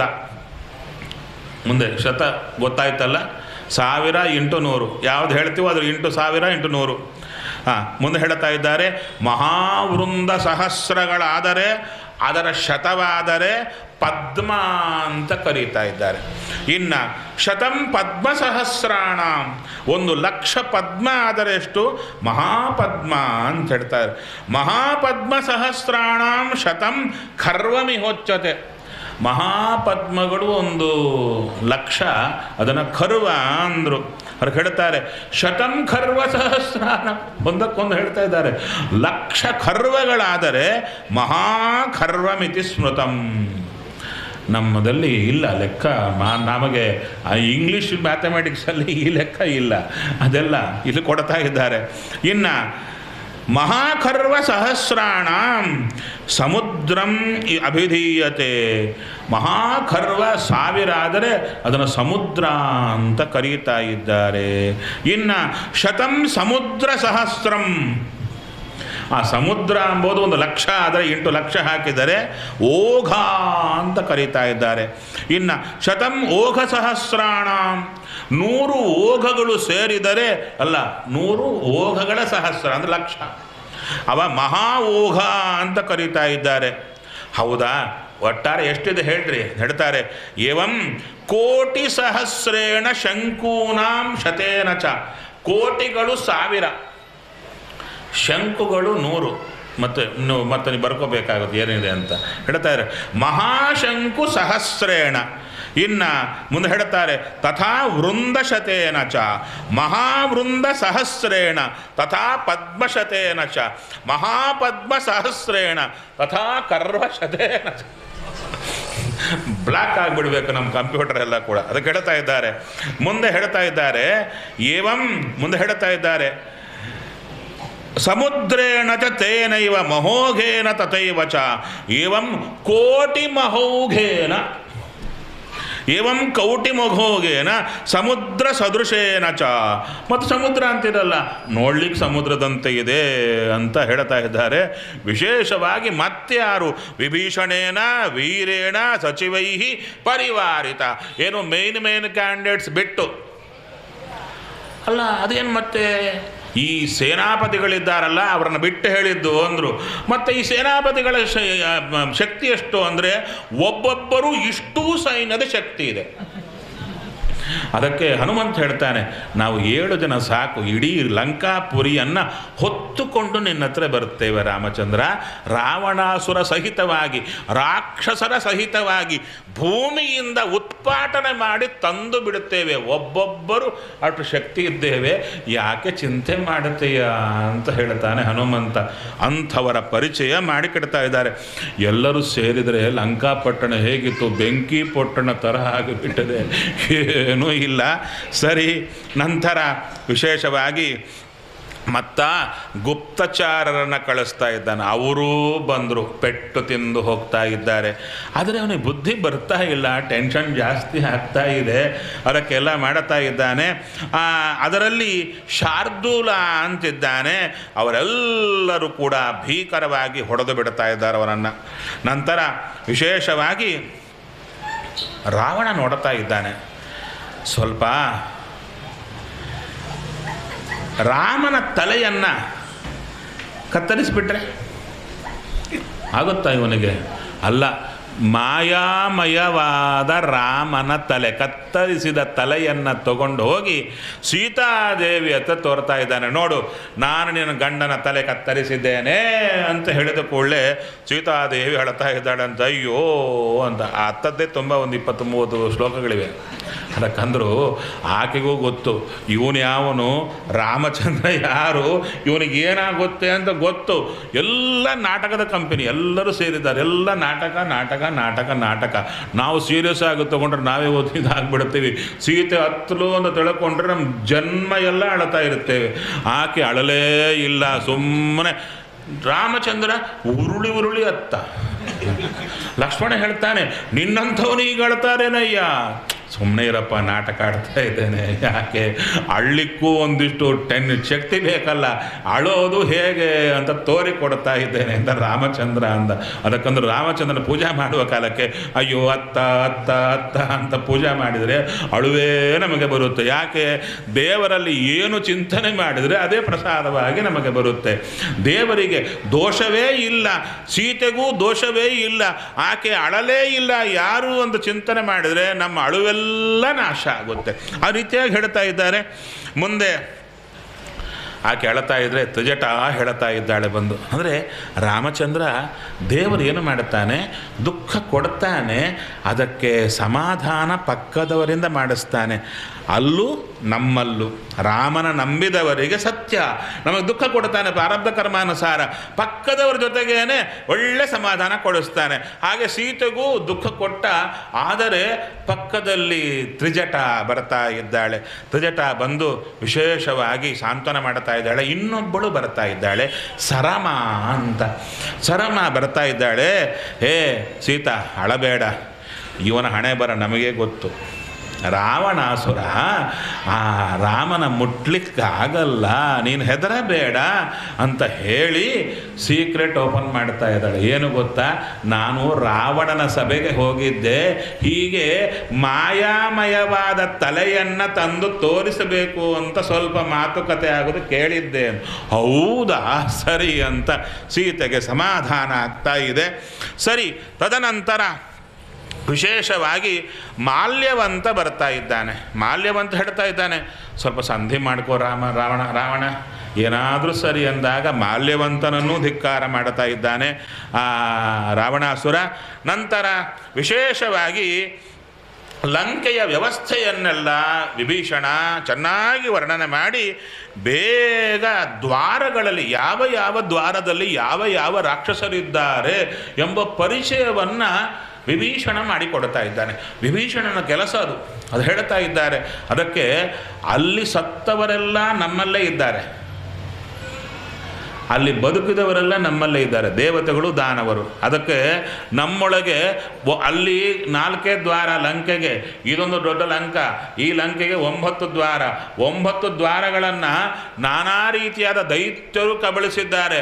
ಅವರನ್ನು ಸಂಹಾರ ಮಾಡಲಿಕ್ಕೆ ಬಿಂಬಮೂರ್ತಿಯಾದ ರಾಮಚಂದ್ರ ಮಾತ್ರ ಸಮರ್ಥ. ಅದಕ್ಕೆ ಒಳಗಿದ್ದವರ ವಿಶೇಷ ಅನುಗ್ರಹ ಆದರೆ ಯಾವ ಯಾವ ಶತ್ರುಗಳು ಯಾವ ಯಾವ ಇಂದ್ರಿಯವನ್ನು ಏನೇನು ಮಾಡುತ್ತಾ ಇದ್ದಾರೆ ಎಂಬ ಚಿಂತನೆ ಬಂದರೆ ಅವರನ್ನು ಸಂಹಾರ ಸಂಹಾರ ಮಾಡುವ ಕಾರ್ಯ ರಾಮಚಂದ್ರ ನಮ್ಮಿಂದ ಮಾಡಿಸಲಿಕ್ಕೆ ಸಾಧ್ಯ. ಇದನ್ನು ಹೇಳ್ತಾ ಇದ್ದಾರೆ. ಯಾಕಂದರೆ ನಾವು ಬರೀ ರಾಮಾಯಣ ಎಷ್ಟು ಸಲ ಕೇಳಿದರೂ ಅಧ್ಯಾತ್ಮ ರಾಮಾಯಣ ಬೇಕು, ಆಧ್ಯಾತ್ಮಿಕವಾಗಿ ನಾವು ರಾಮಾಯಣ ಬೇಕು. ಅದನ್ನು ವಾದಿರಾಜರು ಹೇಳ್ತಾರೆ, ಅಲ್ಲಯ್ಯ ಅವರೇನೋ ಕಥೆ ಆಯಿತು, ಆವಾಗೇನೋ ಜಗಳಾಡಿದ್ರು, ಕೊಂದರು, ಸತ್ರು, ಉಳಿದ್ರು, ನೀನೀ ಕತೆ ಕೇಳಿದ್ದಕ್ಕೆ ನಿನಗೇನು ಬಂತು ಅಂತ ಕೇಳುತ್ತಾರೆ. ಇಷ್ಟು ಗಂಟು ಪುಣ್ಯ ಬಂತ? ಅದಕ್ಕಲ್ಲ, ಆವಾಗ ಯಾವ ದೈತ್ಯರಿದ್ದಾರೋ ಅವರೆಲ್ಲ ನಿಮ್ಮ ಶರೀರದಲ್ಲೇ ಇದ್ದಾರೆ. ಆವಾಗಿನ ರಾಮಚಂದ್ರನೂ ನಿನ್ನ ಹೃದಯದಲ್ಲೇ ಇದ್ದಾನೆ. ಈ ದೈತ್ಯರೆಲ್ಲ ನಿನ್ನ ಕಾಟ ಕೊಡ್ತಾ ಇದ್ದಾರೆ. ನೀನು ಆ ರಾಮಚಂದ್ರನನ್ನು ಆ ಕಥೆಯನ್ನು ಕೇಳಿ ಇಲ್ಲಿ ಶರಣಾಗತನಾದರೆ ಈ ರಾಮಚಂದ್ರ ನಿನ್ನೊಳಗಿರುವ ದೈತ್ಯರನ್ನು ಸಂಹಾರ ಮಾಡುತ್ತಾನೆ, ಕಪಿಗಳನ್ನು ಕಟ್ಟಿಕೊಂಡು, ಯಾರು ದೇವತೆಗಳನ್ನು ಕಟ್ಟಿಕೊಂಡು. ಇದು ವಾದಿರಾಜರು ಹೇಳಿರ್ತಕ್ಕಂಥ ಅದ್ಭುತವಾದ ರಹಸ್ಯ. ಇಲ್ಲದಿದ್ದರೆ ನಾವ್ಯಾಕೆ ಕೇಳಬೇಕು, ಟೈಮ್ ಪಾಸ. ಮತ್ತೆ ಅದಕ್ಕೆ ಹೇಳುತ್ತಾ ಇದ್ದಾರೆ. ಸರಿ, ನಂತರ ವಿಶೇಷವಾಗಿ ಎಲ್ಲರಿಂದ ಕೂಡಿಕೊಂಡು ದ್ವಾರದ ಮೇಲೆ ಆಕ್ರಮಣ ಮಾಡುತ್ತಾ ಇದ್ದಾರೆ ರಾಮಚಂದ್ರ. ಕೊನೆಗೆ ಹೇಳಿದ, ಉತ್ತರ ಬಾಗಿಲಲ್ಲಿ ಯಾರಿದ್ದಾರೆ? ಯಾರೋ ಇಲ್ಲ, ರಾವಣಾಸುರನೇ ಕೂತಿದ್ದಾನೆ. ಹೌದಾ, ಅಲ್ಲಿ ನಾನು ಹೋಗ್ತೇನೆ ಅಂಥೇಳಿ ಮಿಕ್ಕ ದ್ವಾರಗಳಿಗೆ ಹನುಮಂತ ಅಂಗದಾದಿಗಳನ್ನು ರಾಮಚಂದ್ರ ಕಳಿಸಿ ವಿಶೇಷವಾಗಿ ಆ ಸುವೇಳ ಶಿಖರ ಅಂದರೆ ಆ ಲಂಕಾಪುರಿ ಸುತ್ತೂ ಇರತಕ್ಕಂಥ ಶಿಖರದ ಮೇಲೆ ನಿಂತುಕೊಂಡು ನೋಡ್ತಾ ಇದ್ದಾನೆ.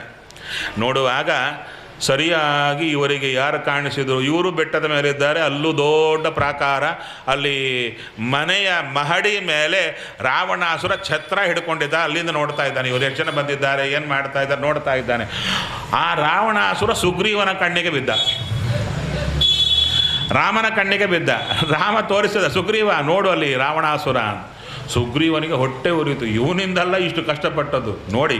ಇಷ್ಟು ಕಿಷ್ಕಿಂಧೆಯಿಂದ ಇಲ್ಲಿಗೆ ಬರಲಿಕ್ಕೆ ಎಷ್ಟು ಕಷ್ಟಪಟ್ಟು ಬರಬೇಕ್ರಿ, ಊಟ ಇಲ್ಲ, ತಿಂಡಿ ಇಲ್ಲ, ಇಷ್ಟ ಕಾರಣ ಇವನೇ ಅಂತ ಹೇಳಿ, ಅಷ್ಟೇ ಅಲ್ಲ ಸೀತೆಗೆ ತೊಂದರೆ ಕೊಟ್ಟವ ಅಂತ ಹೇಳಿ ಹಾರಿದ ಅಲ್ಲಿಂದ. ರಾವಣಾಸುರನ ಮುಂದೆ ಹೋಗ್ತಾ ಇದ್ದಾನೆ. ರಾವಣಾಸುರ ಮುಂದೆ ಹೋದಕೊಳ್ಳೆ ಅವನಿಗೆ ಆಶ್ಚರ್ಯ, ಈ ಕೋತಿ ಹಾರಿ ಬಂತು ಅಂತ.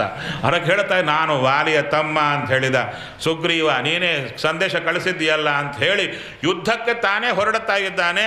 ಹೊರಟು ಅವನ ಕಿರೀಟವನ್ನು ಕಿತ್ತು ಹಾಕ್ತಾ ಇದ್ದಾನೆ. ಇಬ್ಬರು ಭೀಕರು ಯುದ್ಧ ಮಾಡ್ತಾ ಇದ್ದಾರೆ. ಅವನ ನಜ್ಜುಗುಜ್ಜು ಮಾಡಿ ಹಾರಿ ಬರ್ತಾ ಇದ್ದಾನೆ. ರಾಮಚಂದ್ರ ಅಂದ, ಹೇ ಸುಗ್ರೀವ, ನೀನು ಕಪಿಗಳ ರಾಜನಯ್ಯ, ಹೇಗಂದ್ರೆ ಹಾಗೆ ಹೋಗಬಾರದು, ನನಗೆ ಹೇಳಿ ಹೋಗು, ನೀನು ಸ್ವಲ್ಪ ಸಿಟ್ಟು ಜಾಸ್ತಿ ನನಗೆ, ಇಲ್ಲೇ ಕೂಡು ಅಂತ ಸುಗ್ರೀವನಿಗೆ ವಿಶೇಷವಾಗಿ ಹೇಳ್ತಾ ಇದ್ದಾರೆ. ನಂತರ ಈ ಒಂದು ಒಬ್ಬನ ಪರಾಕ್ರಮ ನೋಡಿದ ಕೂಡಲೇ ರಾವಣರಿಗೆ ಭಯ ಆಗ್ತಾ ಇದೆ. ನಂತರ ರಾಮಚಂದ್ರ ಹೇಳಿ ಕಳಿಸ್ತಾ ಇದ್ದಾನೆ, ನೋಡು ಅಂಗದ, ನೀನು ಹೋಗಿ ಹೇಳು.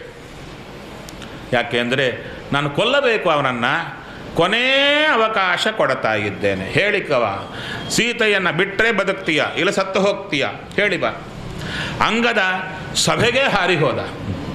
ಸಭೆಯಲ್ಲಿ ಕೂತಿದ್ದಾನೆ ದಶಗ್ರೀವ, ಅಲ್ಲಿಗೆ ಹಾರಿ ಹೋಗ್ತಾನೆ. ಯಾರು ನೀನು? ಆಗ ಅಂಗದ ಹೇಳ್ತಾನೆ, ಮರ್ತೀಯ ಏನು?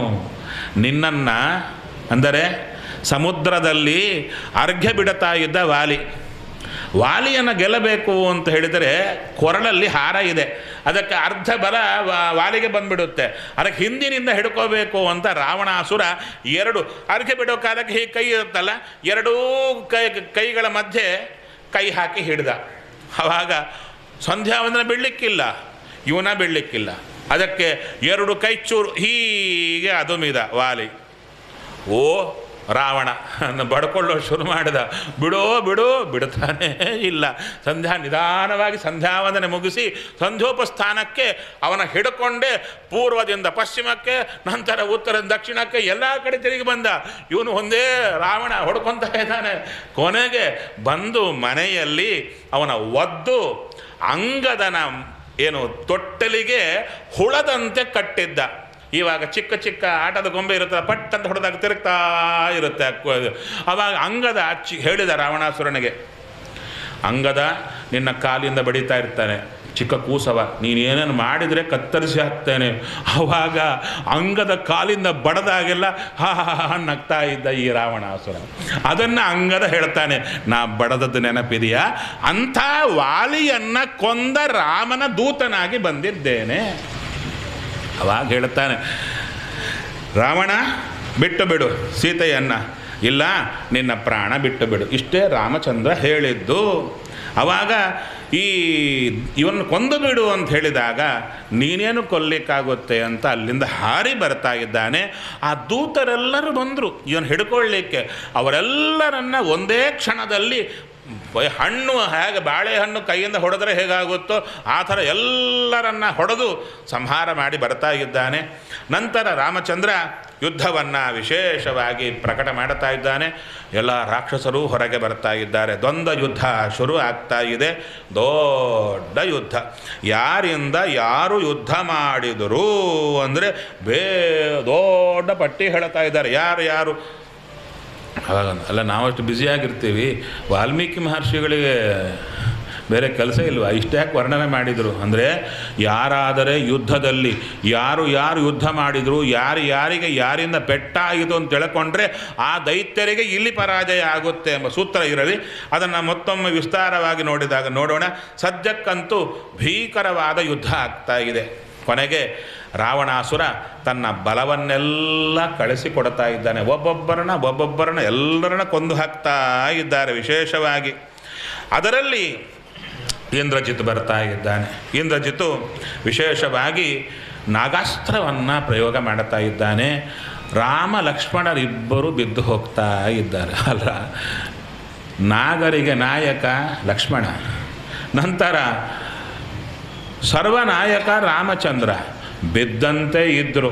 ನಂತರ ಎಲ್ಲರೂ ದುಃಖ ಪಡ್ತಾ ಇದ್ದರೆ ಆವಾಗ ಗರುಡ ದೇವರು ಬರ್ತಾ ಇದ್ದಾರೆ. ಗರುಡ ದೇವರು ಬಂದು ಹೇಳ್ತಾರೆ, ರಾಮಚಂದ್ರ ಕೇಳ್ತಾನೆ, ಯಾರು ನೀನು ಅಂತ ಗರುಡ ದೇವರನ್ನು.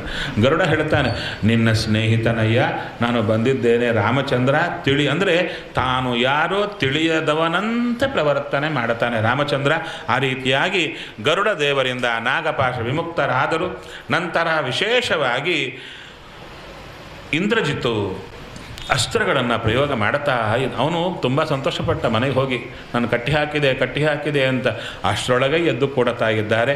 ನಂತರ ವಿಶೇಷವಾದ ಬಾಣ ಪ್ರಯೋಗದಿಂದ ಲಕ್ಷ್ಮಣ ಮೂರ್ಛಾಕ್ರಾಂತನಾಗ್ತಾ ಇದ್ದಾನೆ.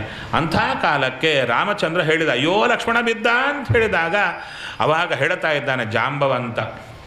ಅಲ್ಲಿ ಇಂದ್ರಜಿತ್ತಿನ ಬಾಣದಿಂದ ಇಡೀ ಕಪಿಸೈನ್ಯವೆಲ್ಲ ಮೂರ್ಛಾಕ್ರಾಂತ ಆಯಿತು. ಮೂರ್ಛಾಕ್ರಾಂತ ಆದಾಗ ಎಲ್ಲ ಕಪಿಸೈನ್ಯ ಬಿದ್ದಿತ್ತು. ವಿಭೀಷಣ ಎದ್ದಿದ್ದ, ಹನುಮಂತ ಮಾತ್ರ ಎದ್ದಿದ್ರು. ಇಬ್ಬರು ದೀವಿಟಿಗೆ ಹಿಡ್ಕೊಂಡು ಹೋಗ್ತಾ ಇದ್ದಾರೆ. ಆವಾಗ ಜಾಂಬವಂತ ಬಿದ್ದಿದ್ದ, ಚೂರು ಉಸಿರಾಟ ಇತ್ತು. ಆವಾಗ ವಿಭೀಷಣ ಕೇಳ್ತಾನೆ, ಜಾಂಬವಂತ ಬದುಕಿದ್ದೀಯಾ? ಆ ಜಾಂಬವಂತ ಹೇಳ್ತಾನೆ, ಬಾಯಿಂದ ಏನು ಮಾತು ಬರಬೇಕು, ಹನುಮಂತ ಇದ್ದಾನ? ಅವಾಗ ವಿಭೀಷಣ ಕೇಳುತ್ತಾನೆ,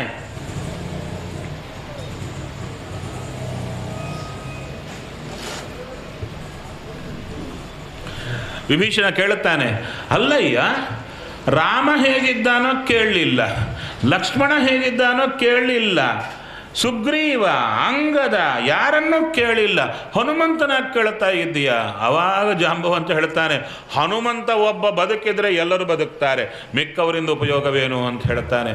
ಆ ರೀತಿಯಾಗಿ ಹನುಮಂತ ಆವಾಗ ಜಾಂಬವಂತನ ಪಾದ ಹಿಡಿದಾಗ, ಹೇ ಹನುಮಂತ, ಬೇಗ ಹೋಗಿ ಔಷಧಿಯನ್ನು ತಗೊಂಡು ಬಾರಯ್ಯ, ಸುಷೇಣ ಇದ್ದಾನೆ ಚಿಕಿತ್ಸೆ ಮಾಡಲಿಕ್ಕೆ ಅಂದಾಗ ಸುಷೇಣನು ಪಕ್ಕದಲ್ಲೇ ಇದ್ದ.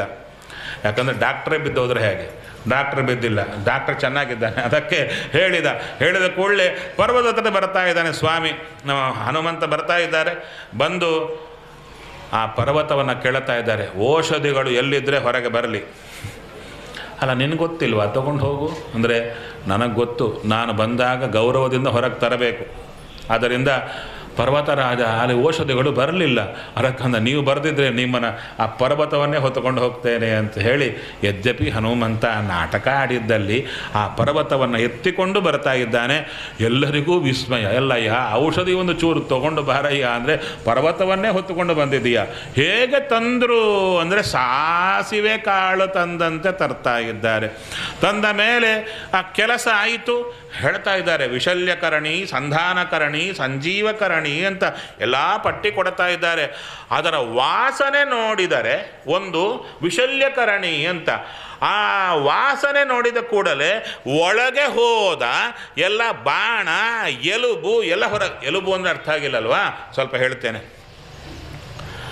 ಈ ಬಾಣಕ್ಕೆ ಅವರು ಏನು ಮಾಡುತ್ತಾರೆ, ಅದಕ್ಕೆ ತುಂಬ ಹೇಳ್ತಾ ಇರ್ತಾರೆ ಶಾಸ್ತ್ರದಲ್ಲಿ, ನನ್ನ ಹೃದಯಕ್ಕೆ ಶಲ್ಯ ಕೊಟ್ಟಂತೆ ಇದೆ, ಶಲ್ಯ ಕೊಟ್ಟಂತೆ. ಏನು ಶಲ್ಯ ಅಂದರೆ ಎಲುಬು ತೊಗೊಂಡೋಗಿ ಚುಚ್ಚೋದ ಅಲ್ಲ.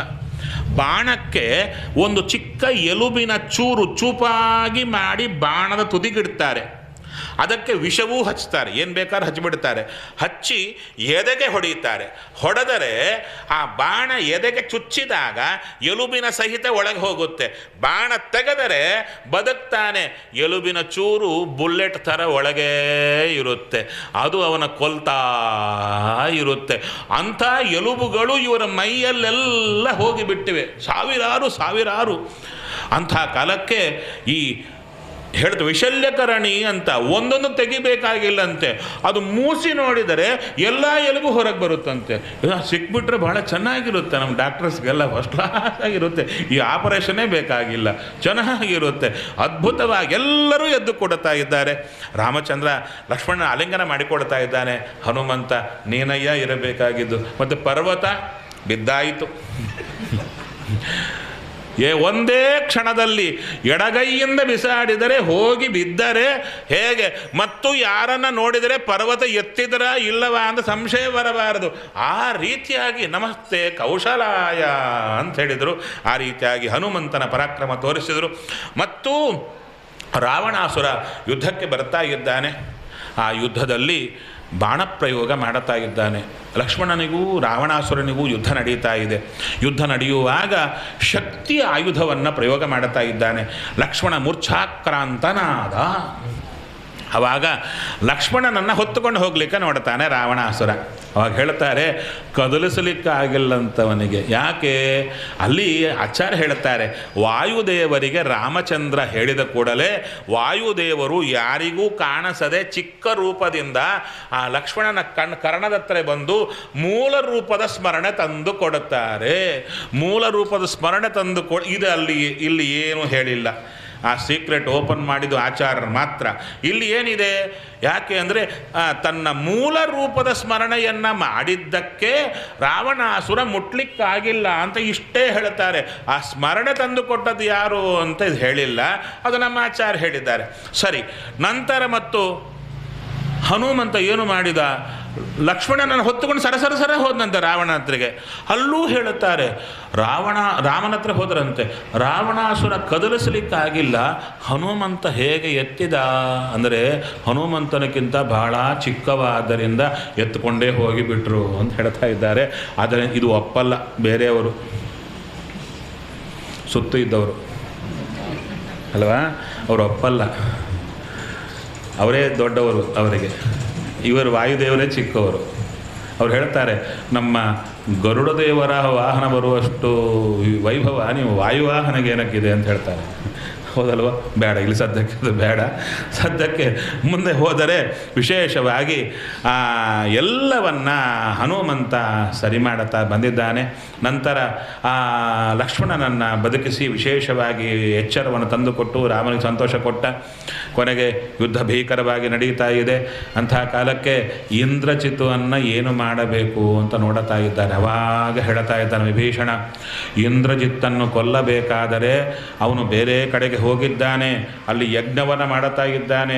ಆ ಯಜ್ಞ ನಿಲ್ಲಿಸಿದರೆ ಸಾಕು, ಇಲ್ಲದಿದ್ದರೆ ಅವನು ಬಲಿಷ್ಠನಾಗ್ತಾನೆ ಅಂತ ಹೇಳಿದಾಗ ಲಕ್ಷ್ಮಣ ಅಂಗದಾದಿಗಳು ವಿಭೀಷಣ ಅಲ್ಲಿಗೆ ಹೋಗಿ ಅವನ ಯಜ್ಞವನ್ನು ನಿಲ್ಲಿಸಿ ಹೇಳ್ತಾನೆ, ಇಂದ್ರಜಿತ್ತು ನೀ ನನ್ನ ಚಿಕ್ಕಪ್ಪನ, ನನ್ನ ದ್ರೋಹ ಮಾಡುತ್ತಾ ಇದೆಯಾ, ನನ್ನ ರಹಸ್ಯವೆಲ್ಲ ಹೇಳಿದ್ದೀಯಾ.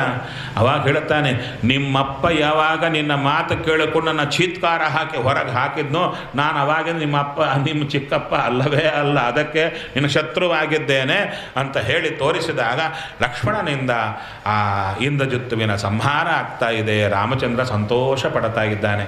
ಸರಿ, ರಾವಣಾಸುರ ಯುದ್ಧಕ್ಕೆ ಭೀಕರವಾಗಿ ಬರ್ತಾ ಇದ್ದಾನೆ. ಬರುವ ಕಾಲಕ್ಕೆ ಕೊನೆಗೆ ರಾಮಚಂದ್ರ ಸೋಲಿಸ್ತಾನೆ. ರಾವಣಾಸುರ ಬೀಳತಾನೆ ಮತ್ತು ಏಳತಾನೆ, ಯುದ್ಧಕ್ಕೆ ಬರುತ್ತಾನೆ. ಅಷ್ಟರೊಳಗೆ ಸುಗ್ರೀವನ ಮೇಲೆ ಹೋಗ್ತಾ ಇರ್ತಾನೆ. ಯಾರು? ರಾವಣಾಸುರ. ಸುಗ್ರೀವನಿಗೆ ತೊಂದರೆ ಆಗುವ ಪರಿಸ್ಥಿತಿ ಬಂದಾಗ ಆವಾಗ ಹನುಮಂತ ಬಂದು ರಾವಣಾಸುರನಿಗೆ ಒಂದು ಮುಷ್ಟಿಯಿಂದ ಏಟು ಕೊಡುತ್ತಾನೆ. ಕೊಟ್ಟರೆ ಕೆಳಗೆ ಬಿದ್ದು ರಕ್ತ ಏನು ಕಣ್ಣಿಂದ ಬಾಯಿಯಿಂದ ಎಲ್ಲ ಕಡೆಯಿಂದ ಸುರಿತಾ ಇದೆ. ಬಿದ್ದು ಹೋಗ್ತಾನೆ, ಹಾಗೆ ಎದ್ದು ಹೋಗ್ತಾನೆ. ಸರಿ, ನಂತರ ಮತ್ತು ಯುದ್ಧಕ್ಕೆ ಬರ್ತಾನೆ. ಮತ್ತು ಯುದ್ಧಕ್ಕೆ ಬಂದಾಗ ರಾಮಚಂದ್ರ ಸೋಲಿಸಿ ಅವನನ್ನು ಮೂರ್ಛಾಕ್ರಾಂತನಾಗಿ ಮಾಡಿದಾಗ ಆ ಸಾರಥಿ ಇರ್ತಾನಲ್ಲ, ಅವನನ್ನು ಪಕ್ಕಕ್ಕೆ ಕರ್ಕೊಂಡು ಹೋಗ್ಬಿಡ್ತಾನೆ. ಎದ್ದು ಬಿದ್ದಿದ್ದೀವನೇ, ಸಾರಥಿ ಒಳ್ಳೆ ಕೆಲಸ ಮಾಡಿದ, ಪಕ್ಕಕ್ಕೆ ಕರ್ಕೊಂಡು ಹೋಗಿದ್ದಕ್ಕೆ ಸಾರಥಿಯನ್ನು ಬೈತಾನೆ. ನನ್ನ ಪರಾಕ್ರಮಕ್ಕೆ ಅವಮಾನ ಮಾಡಿದ್ದೀಯಾ? ಅಲ್ಲ, ನೀ ಬದುಕೋದೇ ಕಷ್ಟ ಆಗಿತ್ತು, ಅದಕ್ಕೆ ಕರ್ಕೊಂಡು ಬಂದಿದ್ದೆ. ನಿನ್ನ ಪರಾಕ್ರಮ ಎಲ್ಲಿ? ಈಗ ನೀ ಬದುಕಿದ್ದೀಯಾ, ಹೋಗೋಣ ಅಂತ ಹೇಳಿದಾಗ ರಾಮಚಂದ್ರ ಕಾದುಕೊಂಡೇ ಇರ್ತಾನೆ. ಯಾವಾಗ ಬರಲಿ ಇವ ಅಂಥೇಳಿ.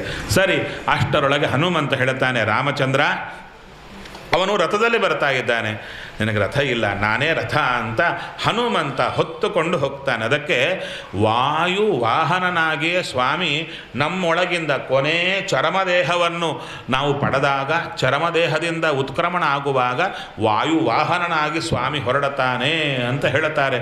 ಆ ರೀತಿಯಾಗಿ ವಾಯು ವಾಹನನಾಗಿ ಹೊರಟು ಆ ರಾವಣನಿಂದ ಯುದ್ಧ ಮಾಡುತ್ತಾ ಇದ್ದಾನೆ. ಅವನನ್ನು ಮೂರ್ಛಾಕ್ರಾಂತನನ್ನಾಗಿ ಮಾಡಿ ಕಳಿಸಿಕೊಡುತ್ತಾ ಹೇಳ್ತಾ ಇದ್ದಾನೆ. ಕೊನೆಗೆ ಅವನು ಸುಸ್ತಾಗಿ ಬಿದ್ದು ಹೋಗ್ತಾ ಇದ್ದರೆ, ರಾವಣ ಹೋಗು, ಪುರಕ್ಕೆ ಹೋಗು, ನಿನ್ನ ಪುರವನ್ನು ಚೆನ್ನಾಗಿ ನೋಡಿಕೊ, ಹೇಗಿದೋ ನೋಡಿಕೊ, ನಾಳೆ ಬಾ, ಏನು ಸುಖ ಪಡ್ತೀಯೋ ಪಡು, ಏನು ಮಾಡ್ತೀಯೋ ಮಾಡು, ನಾಳೆಗೆ ಬಾ ಅಂತ ಹೇಳಿ ಕಳಿಸಿದಾಗ ತಲೆ ಹಿಡ್ಕೊಂಡು ಕೂತಿದ್ದಾನೆ. ಏನು ಮಾಡೋಣ ಅಂತ ಅಷ್ಟರೊಳಗೆ ನೆನಪಾಯಿತು, ಯಾರಿದ್ದಾನೆ? ನನ್ನ ತಮ್ಮ ಇದ್ದಾನಲ್ಲ, ಇನ್ನು ಬದುಕೇ ಇದ್ದಾನೆ, ಅವನನ್ನು ಕಳಿಸೋಣ ಅಂತ ಅವನನ್ನು ಎಬ್ಬಿಸಲಿಕ್ಕೆ ನೋಡೋ ಪ್ರಯತ್ನ ನೋಡಬೇಕು. ಅದೇ ಒಂದು 2 ಅಧ್ಯಾಯ ಬರೆದಿದ್ದಾರೆ. ಯಾರು? ಕುಂಭಕರ್ಣನ ಎಬ್ಬಿಸಲಿಕ್ಕೆ. ಏನು ಹೇಳ್ತಾರೆ? ಸಾವಿರಾರು ಭೇರಿಗಳು ಏಕಕಾಲದಲ್ಲಿ ಬಾರಿಸಿದರೂ ಏಳಲಿಲ್ಲ. ಕುಟಾರಗಳು ತಂದು ಸಾವಿರಾರು ಜನ ಅವನ ಕೈಗಳನ್ನು ಕತ್ತರಿಸ್ತಾ ಇದ್ದರೂ ಏಳಲಿಲ್ಲ. ಕೊನೆಗೆ ಅವನ ತಲೆಯ ಮೇಲೆ ಕೂದಲನ್ನು ಪಟ್ಟಕಾರ ಹಿಡ್ಕೊಂಡು ಸಾವಿರಾರು ಜನ ಕಿತ್ತುತ್ತಾ ಇದ್ದರೂ ಹೇಳಿಲ್ಲ. ಎಷ್ಟು ಹೇಳುತ್ತಾರೆ? ಕೊನೆಗೆ ಹೇಳುತ್ತಾರೆ, 10,000 ಭೀಕರ ಆನೆಗಳನ್ನು ಅವನ ಹೊಟ್ಟೆಯ ಮೇಲೆ ಓಡಿಸಿದ್ರಂತೆ. 10,000 ಆನೆ. ಇನ್ನು ಒಂದು ಕಡೆ ಅವನ ಕಿವಿಯಲ್ಲಿ ಏನು ಚೆನ್ನಾಗಿ ಕಾಸಿದ ಎಣ್ಣೆ ಎಲ್ಲ ಸುರಿತಾ ಇದ್ದಾರೆ. ಏನೂ ಇಲ್ಲ, ಅದ್ಭುತ ವ್ಯಕ್ತಿ. ಕೊನೆಗೆ 10,000 ಆನೆ ಹೊಟ್ಟೆ ಮೇಲೆ ಓಡಿದ ಕೂಡಲೇ ಚೂರು ಚಲನ ಆಯ್ತಂತೆ. ಏನೋ ಓಡ್ತಾ ಇದೆ ಇರುವೆ ಅಂತ ಎದ್ದ ಮೇಲೆ ನೋಡುತ್ತಾನೆ, ಯಾಕೆ ನನ್ನ ಎಬ್ಬಿಸ್ತಾ? ಅವನಿಗೆ ಎದ್ದ ಕೂಡಲೇ ಮಾತಿಲ್ಲ, ಮೊದಲು ಎಲ್ಲ ಇಟ್ಟಿರಬೇಕು. ಅದಕ್ಕೆ ಯಾರೋ ಅಂದರು, ಎದ್ದ ಕೂಡಲೇ ಆಹಾರ ತಗೊಳ್ಳೋರು ಏನೋ ಬೆಡ್ ಕಾಫಿ ಅಂತಾರಲ್ಲ, ಬೆಡ್ ಕಾಫಿ, ಬೆಡ್ ಟೀ ಇವೆಲ್ಲ ಪ್ರಾಯಶಃ ಅವರ ವಂಶದವರೇನು ಅಂತ. ಕುಂಭಕರ್ಣನ ವಂಶ ಎದ್ದ ಕೂಡಲೇ ಆಹಾರ ಇರಬೇಕು, ಅದು ತಗೊಂಡೇನೆ ಮುಂದಕ್ಕೆ ಕೆಲಸ. ಹೌದಾ? ಆ ರೀತಿಯಲ್ಲಿ ಕುಂಭಕರ್ಣ ಎಲ್ಲ ತಗೊಂಡ. ಕೇಳಿದ, ಸದ್ಯಕ್ಕೆ ನನ್ನ ಯಾಕೆ ಎಬ್ಬಿಸಿದ್ದೀರಾ? ಇಲ್ಲ, ಯುದ್ಧ ಬಂದಿದೆ. ಬರ್ತಾ ಇದ್ದಾನೆ, ರಾವಣನನ್ನು ಬಾಯಿಗೆ ಬಂದಾಗ ಬೈತಾ ಇದ್ದಾನೆ, ನಿನ್ನಿಂದಾಗಿ ಎಲ್ಲ ಹಾಳಾಯಿತು. ಅವಾಗ ರಾವಣಾಸುರ ಅಂತಾನೆ, ನೀನಾ ಅಣ್ಣ ನಾನಾ? ನನ್ನ ಬೈತೀಯಲ್ಲೋ, ನೀನಾ ಅಣ್ಣ ನಾನಾ? ಹೇಳಿದ ಕೆಲಸ ಮಾಡ್ತೀಯಾ ಇಲ್ವಾ? ಅವಾಗ ಅಂತಾರ ರಾವಣಾಸುರ, ಹೇಳುತ್ತಾನೆ, ನನ್ನ ಹಣೆಯ ಬರ ಸಾಯಬೇಕೆಂತಿದ್ರೆ ಏನು ತಪ್ಪಿಸಲಿಕ್ಕಿಲ್ಲ, ಹೋಗ್ತೇನೆ ಅಂತ ಹೋಗ್ತಾ ಇದ್ದಾನೆ, ಸಾಯ್ತೀನಿ ಅಂತ ಹೊರಟ. ಯಾರು ನೋಡುತ್ತಾರೆ, ಚೆನ್ನಾಗಿರುತ್ತೆ ವರ್ಣನೆ. ಇನ್ನು ಕುಂಭಕರ್ಣ ಒಳಗಿಂದ ಹೊರಗೆ ಬರಲಿಲ್ಲ, ಪುರದಲ್ಲೇ ನಿಂತಿದ್ದಾನೆ, ಲಂಕಾಪುರದಲ್ಲಿ ನಿಂತಿದ್ದಾನೆ. ಎಷ್ಟಿತ್ತು ಗೊತ್ತಾ? ಲಂಕಾಪುರ ಮೊಣಕಾಲಿಗೆ ಬಂದಿತ್ತು. ಈ ಎಲ್ಲ ಕಪಿಸೈನ್ಯ ನೋಡ್ತಾ ಇದೆ. ಅವನು ನಿಂತ ಕೂಡಲೇ ಇವರಿಗೆ ಟೆನ್ಷನ್ ಶುರು ಆಗ್ತಾ ಇದೆ. ಯಪ್ಪ, ಇವನು ಬರ್ತಾ ಇದ್ದಾನಲ್ಲ ಮಾನವ, ಏನು ಮಾಡಬೇಕು ಇವನನ್ನು ಅಂತ. ಸರಿ, ಆ ಕುಂಭಕರ್ಣ ಬಂದ. ಅವನೂ ಸಂಭೃತನಾದ ರಾಮಚಂದ್ರನ ವಿಶೇಷವಾಗಿ ಹೇಳ್ತಾರೆ, ಅವನು ಬಂದದ್ದೇ ಸಿಕ್ಕ ವಾನರರನ್ನು ಬಾಯಲ್ಲಿ ಹಾಕು ತಿಂತಾನೇ ಹೋಗ್ತಾ ಇದ್ದಾನಂತವನು. ಅವನಿಗೆ ಯುದ್ಧ ಅಂದರೆ ಬಡಿಯೋದು ಕೊಲ್ಲೋದು ಏನೂ ಇಲ್ಲ, ಒಳಗೆ ಹಾಕಿ ತಿನ್ನೋದಷ್ಟೇ. ಅವನ ಮೇಲೆ ಏನು ಅಸ್ತ್ರಗಳು ಬಿದ್ದರೂ ಎಲ್ಲ ಪುಡಿ ಪುಡಿ ಆಗ್ತಾ ಇದೆ, ಅವನೇನು ಮಾಡಲಿಕ್ಕಾಗ್ತಾ ಇಲ್ಲ. ಅಂಥವನನ್ನು ಸಂಹಾರ ಮಾಡಿಬಿಟ್ಟ ರಾಮಚಂದ್ರ. ಹಾಗೆ ಕುಂಭಕರ್ಣಾದಿ ಸಮಸ್ತ ದೈತ್ಯರು ಸಂಹಾರ ಮಾಡುವಾಗ ರಾವಣಾಸುರ ನೋಡುತ್ತಾ ಇದ್ದಾನೆ, ಮನೆಗೆ ಹೋಗಿ ಯೋಚನೆ ಮಾಡುತ್ತಾ ಇದ್ದಾನೆ. ಎಲ್ಲರೂ ಹೋದರು, ಇನ್ನು ಕೆಲವರು ಉಳಿದ್ರು. ಯಾರು ಅಂದರೆ ಬ್ರಹ್ಮದೇವರು ವರ ಕೊಟ್ಟಿದ್ದರು. ಯಾರಿಗೆ? ರಾವಣಾಸುರನಿಗೆ.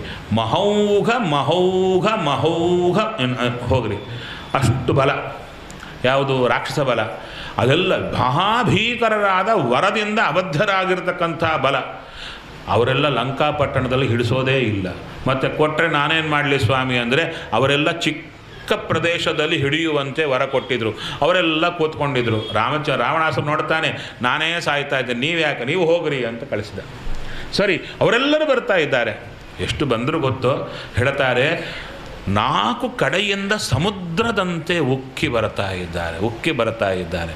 ಆವಾಗ ಹೇಳುತ್ತಾರೆ, ಎಲ್ಲ ಕಪಿವಾಹಿನಿ ದಂಗಾಗಿ ನೋಡ್ತಾ ಇದ್ದಾರೆ, ಏನು ಮಾಡಬೇಕು ಇವರನ್ನು ಅಂತ. ಆವಾಗ ರಾಮಚಂದ್ರ ಒಬ್ಬನೇ ನಿಂತ ನೋಡುತ್ತಾ ಇದ್ದಾರೆ. ಬಾಣ ಬಿಲ್ಲು ಮಾತ್ರ ಕಾಣಿಸ್ತಾ ಇದೆ, ರಾಮಚಂದ್ರ ಕಾಣಿಸ್ತಾ ಇಲ್ಲ.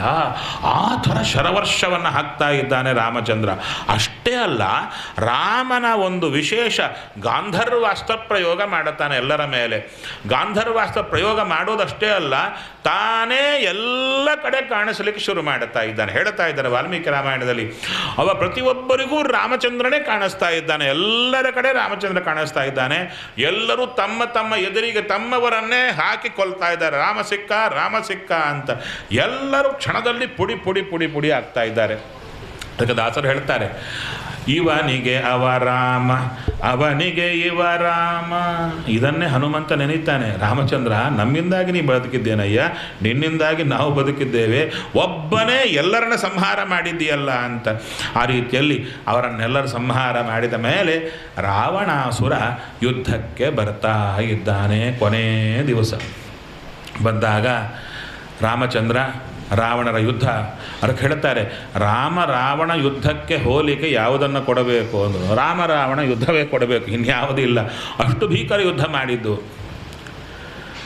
ಏನು ತಿಳ್ಕೊಂಡಿದ್ದೀರಿ? ರಾಮ ಎಷ್ಟು ಯುದ್ಧ ಮಾಡಿದ್ನೋ ರಾವಣಾಸುರ ಎಷ್ಟು ಯುದ್ಧ ಮಾಡಿದ. ಅಷ್ಟು ತಿಳಿದ್ರೆ ಸಾಕು, ಏನಾಗುತ್ತೆ, ಹಾಳಾಗಿ ಹೋಗ್ತೇವೆ. ಯಾಕೆ ಅಂದರೆ ಅವನೊಬ್ಬ ಅಸ್ವತಂತ್ರ ಜೀವ. ಅವನಿಗೆ ಆ ಶಕ್ತಿಯಲ್ಲಿ ರಾಮನೇ ರಾವಣನಲ್ಲೂ ನಿಂತುಕೊಂಡು ಯುದ್ಧ ಮಾಡಿಸಿದ ಎಂಬ ಎಚ್ಚರ ನಮಗೆ ಆಚಾರ ಸಿದ್ಧಾಂತ ಪ್ರಕಾರ ಬರಬೇಕು. ರಾವಣನೂ ಯುದ್ಧ ಮಾಡಿದ, ರಾಮನೂ ಯುದ್ಧ ಮಾಡಿದ ಅಂತದ್ದು ಬೇರೆ ಆಗುತ್ತದು. ಇಲ್ಲಿ ಹಾಗಲ್ಲ, ರಾಮ ಒಬ್ಬನೇ ರಾಮನಾಗಿ ನಿಂತಿದ್ದ. ರಾವಣನ ಕೈ ಕಾಲು ತಲೆ ಎಲ್ಲದರಲ್ಲಿ ರಾಮನೇ ನಿಂತು ಯುದ್ಧ ಮಾಡಿಸಿದ. ಹೌದೋ ಅಲ್ಲವೋ? ಅದು ಹೇಳುತ್ತಾರೆ, ರುದ್ರದೇವರು ಮತ್ತು ದೇವರು ಬಿಲ್ಲುಗಳನ್ನು 2 ಹಿಡ್ಕೊಂಡು ಪಿನಾಕ ಧನಸ್ಸು ಮತ್ತು ವಿಶೇಷವಾಗಿರತಕ್ಕಂಥ ಶಾರಂಗ ಧನಸ್ಸನ್ನು ಹಿಡ್ಕೊಂಡು ಯುದ್ಧಕ್ಕೆ ನಿಂತಾಗ ಭಗವಂತ ಒಂದು ಹೂಂಕಾರ ಮಾಡಿದ ಕೂಡಲೇ ರುದ್ರದೇವರು ಕಂಬದಂತೆ ನಿಂತು ಬಿಟ್ಟರು. ಕಣ್ಣು ರೆಪ್ಪೆ ಹಾಕಲಿಕ್ಕಾಗಿಲ್ಲ. ಅಸ್ವತಂತ್ರ ಅಂತ ಹೇಳಿದ್ರಲ್ಲ. ಮತ್ತು ರಾವಣಾಸುರನೂ ಅಷ್ಟೇ. ಆದ್ದರಿಂದ ರಾವಣಾಸುರನ ಒಳಗಿದ್ದವನು ಶಕ್ತಿ ಕೊಟ್ಟು ಯುದ್ಧ ಮಾಡಿಸಿ ಇಷ್ಟು ಮಾಡಿದ್ದು ಯಾರು ಅಂದರೆ ರಾಮಚಂದ್ರನೇ ಅಲ್ಲಿ ಒಳಗಿದ್ದಾನೆ. ಹಾಗಾದರೆ ಇಡೀ ರಾಮಾಯಣ ಎಷ್ಟು ಅಂದರೆ 1 ಮ್ಯಾನ್ ಶೋ.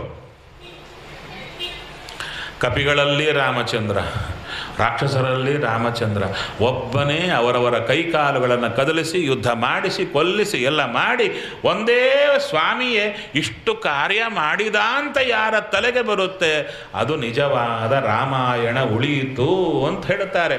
ಆ ರೀತಿಯಲ್ಲಿ ರಾವಣಾಸುರ ಯುದ್ಧಕ್ಕೆ ಬಂದರೆ ರಾಮಚಂದ್ರ ವಿಶೇಷವಾಗಿ ಯುದ್ಧ ಮಾಡುತ್ತಾ ಇದ್ದಾನೆ. ಕೊನೆಗೆ ತಲೆ ಕತ್ತರಿಸ್ತಾ ಇದ್ದಾನೆ. ತಲೆ ಕತ್ತರಿಸಿದರೆ ಇನ್ನೊಂದು ತಲೆ ಬರುತ್ತಾ ಇದೆ, ಇನ್ನೊಂದು ತಲೆ ಕತ್ತರಿಸಿದರೆ ಇನ್ನೊಂದು ತಲೆ ಬರುತ್ತಾ ಇದೆ. ಇದು ವಿಶೇಷವಾಗಿ ರಾಮಾಯಣದಲ್ಲಿ ಹೇಳ್ತಾ ಇದ್ದಾರೆ. ನೋಡಿದ ರಾಮಚಂದ್ರ, ಎಲ್ಲ ಇದು ನನ್ನ ಅಸ್ತ್ರ ಎಂಥದ್ದು, ಎಲ್ಲವನ್ನ ಕತ್ತರಿಸ್ತಲ್ಲ, ಇವನ್ಯಾಕೆ ಇದು ಮಾಡುತ್ತಾ ಇಲ್ಲ. ಆವಾಗ ದೇವೇಂದ್ರ ಕೊಟ್ಟ ರಥದಲ್ಲಿ ಮಾತಲಿ ನಡೆಸ್ತಾ ಇದ್ದಾನೆ.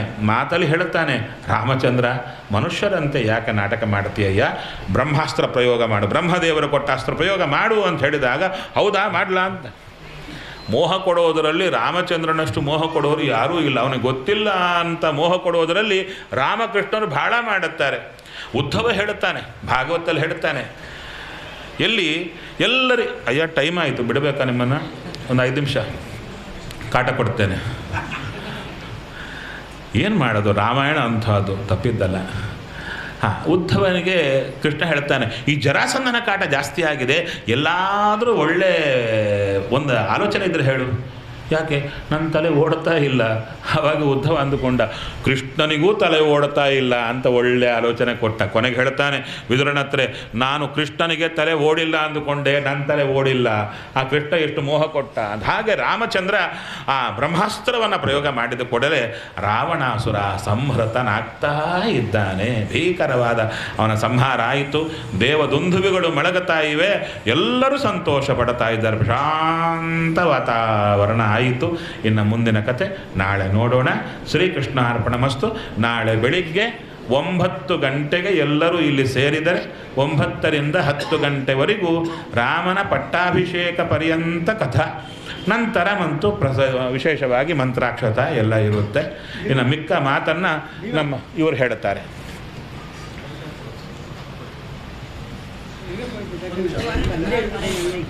ಆಯಿತು.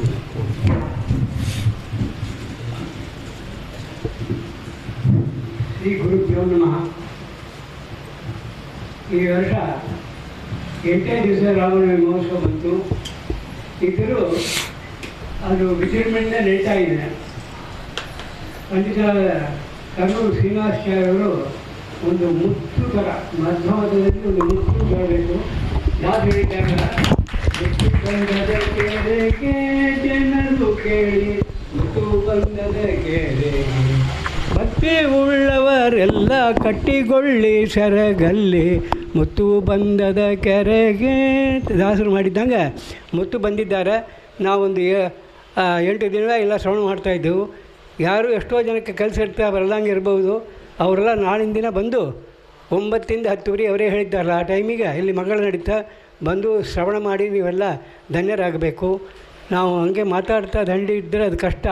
ತೆಲುಗುಗಳು ಹೇಳೋರು, ರಾತ್ರಿ ಮಾಟ ನಿದ್ರೆ ಕುಚ್ಚೇಟು, ಪಗಟಿ ಮಾಟ ಪನಿ ಕುಚ್ಚೇಟು ಅಂತ ಹೇಳೋರು. ಆ ಥರ ನಾಳೆ ಬೆಳಿಗ್ಗೆ ಮಾತಾಡಿದ್ರೆ ನಮಗೆ ತೀರ್ಥಪ್ರಸಾದಕ್ಕೆ ಲೇಟ್ ಆಗುತ್ತೆ. ಇವತ್ತಿದ್ದರೂ ಪರವಾಗಿಲ್ಲ ಸ್ವಲ್ಪ. ಅದಕ್ಕಾಗಿ ನಾವು ಎಷ್ಟೋ ಜನನ ಈ ಬಿಸಿಲಿಗೆ ಬಂದು ನೋಡಲೇ ಇಲ್ಲ. ಇದ್ದರೂ ಅವರವರು ಎಲ್ಲ ಸೇವೆಗಳನ್ನ ಕೊಟ್ಟಿದ್ದಾರೆ. ನಾಳೆ ಬೆಳಿಗ್ಗೆ ಯಾವಾಗೂ ಇಲ್ಲಿ ಧರ್ಮೋಪನಯನ ಮಾಡೋದು ಉಂಟು. ಈ ಧರ್ಮೋಪನಯನ ಇಷ್ಟವರೆಗೂ 350 ಜನ ಈ 76 ವರ್ಷದಲ್ಲಿ ಇಲ್ಲಿ ಮುಂಜಾಗಿದೆ. ನಾಳಿನ ದಿವಸ ಒಬ್ಬರು ಒಪ್ಪಿಕೊಂಡು ಅವರು ಕ್ಯಾನ್ಸಲ್ ಮಾಡಿಬಿಟ್ರು. ಅದು ಏಕೇನೋ ಗೊತ್ತಿಲ್ಲ, ಹನುಮಂತನ ಪ್ರೇರಣೆ. ಅದರಿಂದ ಏನು ಮಾಡಿದ್ದೆವು, 7 ಗಂಟೆಗೆಲ್ಲ ಶ್ರೀಮದ್ ಮಧ್ವವಿಜಯ ಪಾರಾಯಣ ಮಂಗಳಾಗುತ್ತೆ. ತದನಂತರ 7:30 ಗಂಟೆಗೆ ಇಲ್ಲಿ ಪಂಚಾಮೃತ ಶುರುವಾಗುತ್ತೆ. ನಮ್ಮ ಮಠಾಧಿಕಾರಿಯವರು ಮತ್ತು ಪ್ರವೀಣಾಚಾರ್ಯ ಅವರು ಹೇಳಿದ್ದಾರೆ, 11:30 ಗಂಟೆಗೆಲ್ಲ ಸತ್ಯಧ್ಯಾನರ ತೀರ್ಥರು ಇದು ಅಲಂಕಾರ ಪಂಕ್ತಿ ಕೊಡಬೇಕು. ಅದು ತಕ್ಕ ನೀವು 11 ಗಂಟೆಗೆಲ್ಲ ಬಂದುಬಿಡಿ ಅಂದರೆ ಪಂಚಾಮೃತ 10 ಗಂಟೆಗೆಲ್ಲ ಮುಹೂರ್ತ. ನೀವೆಲ್ಲರೂ ಮಠದಕ್ಕೆ 11 ಗಂಟೆಗೆ ಬರಬೇಕು.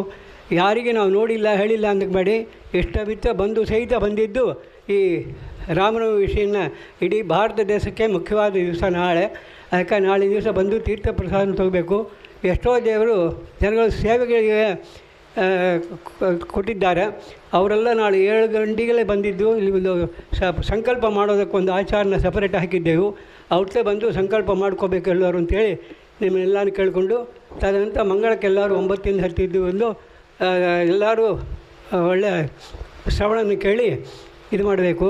ಇವರು ನಮ್ಮ ಆಚಾರ್ಯ ಮೊದಲ ದಿವಸ ಉಗಾದಿ ದಿವಸ ಕೂಜಂತಂ ರಾಮ ರಾಮೇತಿ ಮಧುರಂ ಮಧುರಾಕ್ಷರಂ ಆರುತ್ಯ ಕವಿತಾಶಾಖಂ ಒಂದೇ ವಾಲ್ಮೀಕಿ ಕೋಕಿಲಂ ತಿಳಿದು ರಾಮಾಯಣ ಪುಸ್ತಕ ಕೈಲಿಟ್ಕೊಂಡು ಒಂದು ಬಿಡದೆ ಅದು ಚಿಕ್ಕ ಮಕ್ಕಳಿಗೂ ಅರ್ಥವಾಗುವಂತೆ ನಿಧಾನ ಹೇಳಿ ಎಲ್ಲರಿಗೆ ಸಂತೋಷ ಪಡಿಸ್ತಾ ಇದ್ದಾರೆ.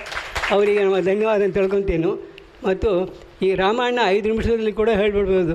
ರಾಮ ಜನನ ಹುಟ್ಟಿದವರಿಗೂ ಹೇಳಬೇಕಾದ್ರೆ ಕೂಡ ಆಸೀತ್ ದಶರಥೋ ರಾಮ ಸೂರ್ಯವಂಶೇದ ಭಾರ್ತಿವಾ ಭಾರ್ಯಾ ತಿಸ್ರೋಪಿ ಲಬ್ಧ್ವಾಸು ತಾಸು ಲೇಭೇನ ಸಂತತಿಂ ತತಸ್ಸುಮಂತ್ರವಚನಾತ್ ಋತ್ಸತ್ಸಂಗಂ ಚ ಭೂಪತಿ ಆನೀಯ ಪುತ್ರಕಾಮೇಷ್ಟಿಂ ಆರೇಭೀಯ ಸ ಪುರೋಹಿತಃ ಅದಾದ್ದೇ ಕೃಷ್ಟಿತ್ ವಿಹಿತ್ವಾ ಪಾಯಸಂ ಚರುಂ ಏತತ್ ಪ್ರಾಸೆ ಪತ್ನಿತ್ವಂ ಇತ್ಯುಕ್ತ್ವಾದಾನ್ ನೃಪಾಯ ಸಹ ತದ್ಗೃಹೀತ್ವಾ ತಥೈವಾಸೋ ತತ್ತಿತ್ಪ್ರಾಸೆ ದುಸ್ಸುಖಃ ತಾಸ್ಯ ತತ್ಪ್ರಾಸನಾದೇವ ನೃಪಾರ್ಗರ್ಭಂ ಮತಾರಯನ್ ಪೂರ್ಣೈಕಾಲೇತ ಕೌಸಲ್ಯ ಸಜ್ಜನಾಂ ಭೋಜಭಾಸ್ಕರಂ ಅಜೀಜನತ್ ರಾಮಚಂದ್ರಂ ಕೈಕೇಯಿ ಭರತಂ ತದಾ ಅಂಥೇಳಿ 1 ನಿಮಿಷದಲ್ಲಿ ಮುಗಿಸ್ಬಿಡೋದು.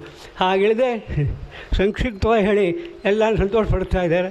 ನಮ್ಗೆ ವಯಸ್ಸಾಯಿತು ಅಂತ ಹೇಳಿ ಈಗ ನಾವು ಗುಂಡಾಚಾರ್ಯರು ಪ್ರೆಸಿಡೆಂಟ್ ಆಗಿದ್ದಾರೆ. ಇದೇ ಪದೇ ಬರೋ ಮುಂದಿನ ವರ್ಷ ವಿಕಾರಿ ಆಯಿತು. ಸಾರ್ವಾರಿ ಫಳವ ಶುಭ ಕುರಿತು ಶೋಭ ಕುರಿತು ಈ ವರ್ಷೆಲ್ಲ ವಿಜೃಂಭಣೆ ನಡಿಬೇಕಾಗಿ ನಾವು ಹನುಮದೇವ್ರನ್ನ ಆಶೀರ್ವಾದ ಮಾಡಬೇಕು ಅಂತ ಕೇಳಿ ಎಲ್ಲರ ಮನಸ್ಸು ಸಂತೋಷಪಟ್ಟು ನಾಳೆ ದಿವಸ ಬಂದು ಶ್ರವಣ ಮಾಡಬೇಕಾಗಿ ಕೇಳ್ಕೊಳ್ಳುತ್ತೇನೆ.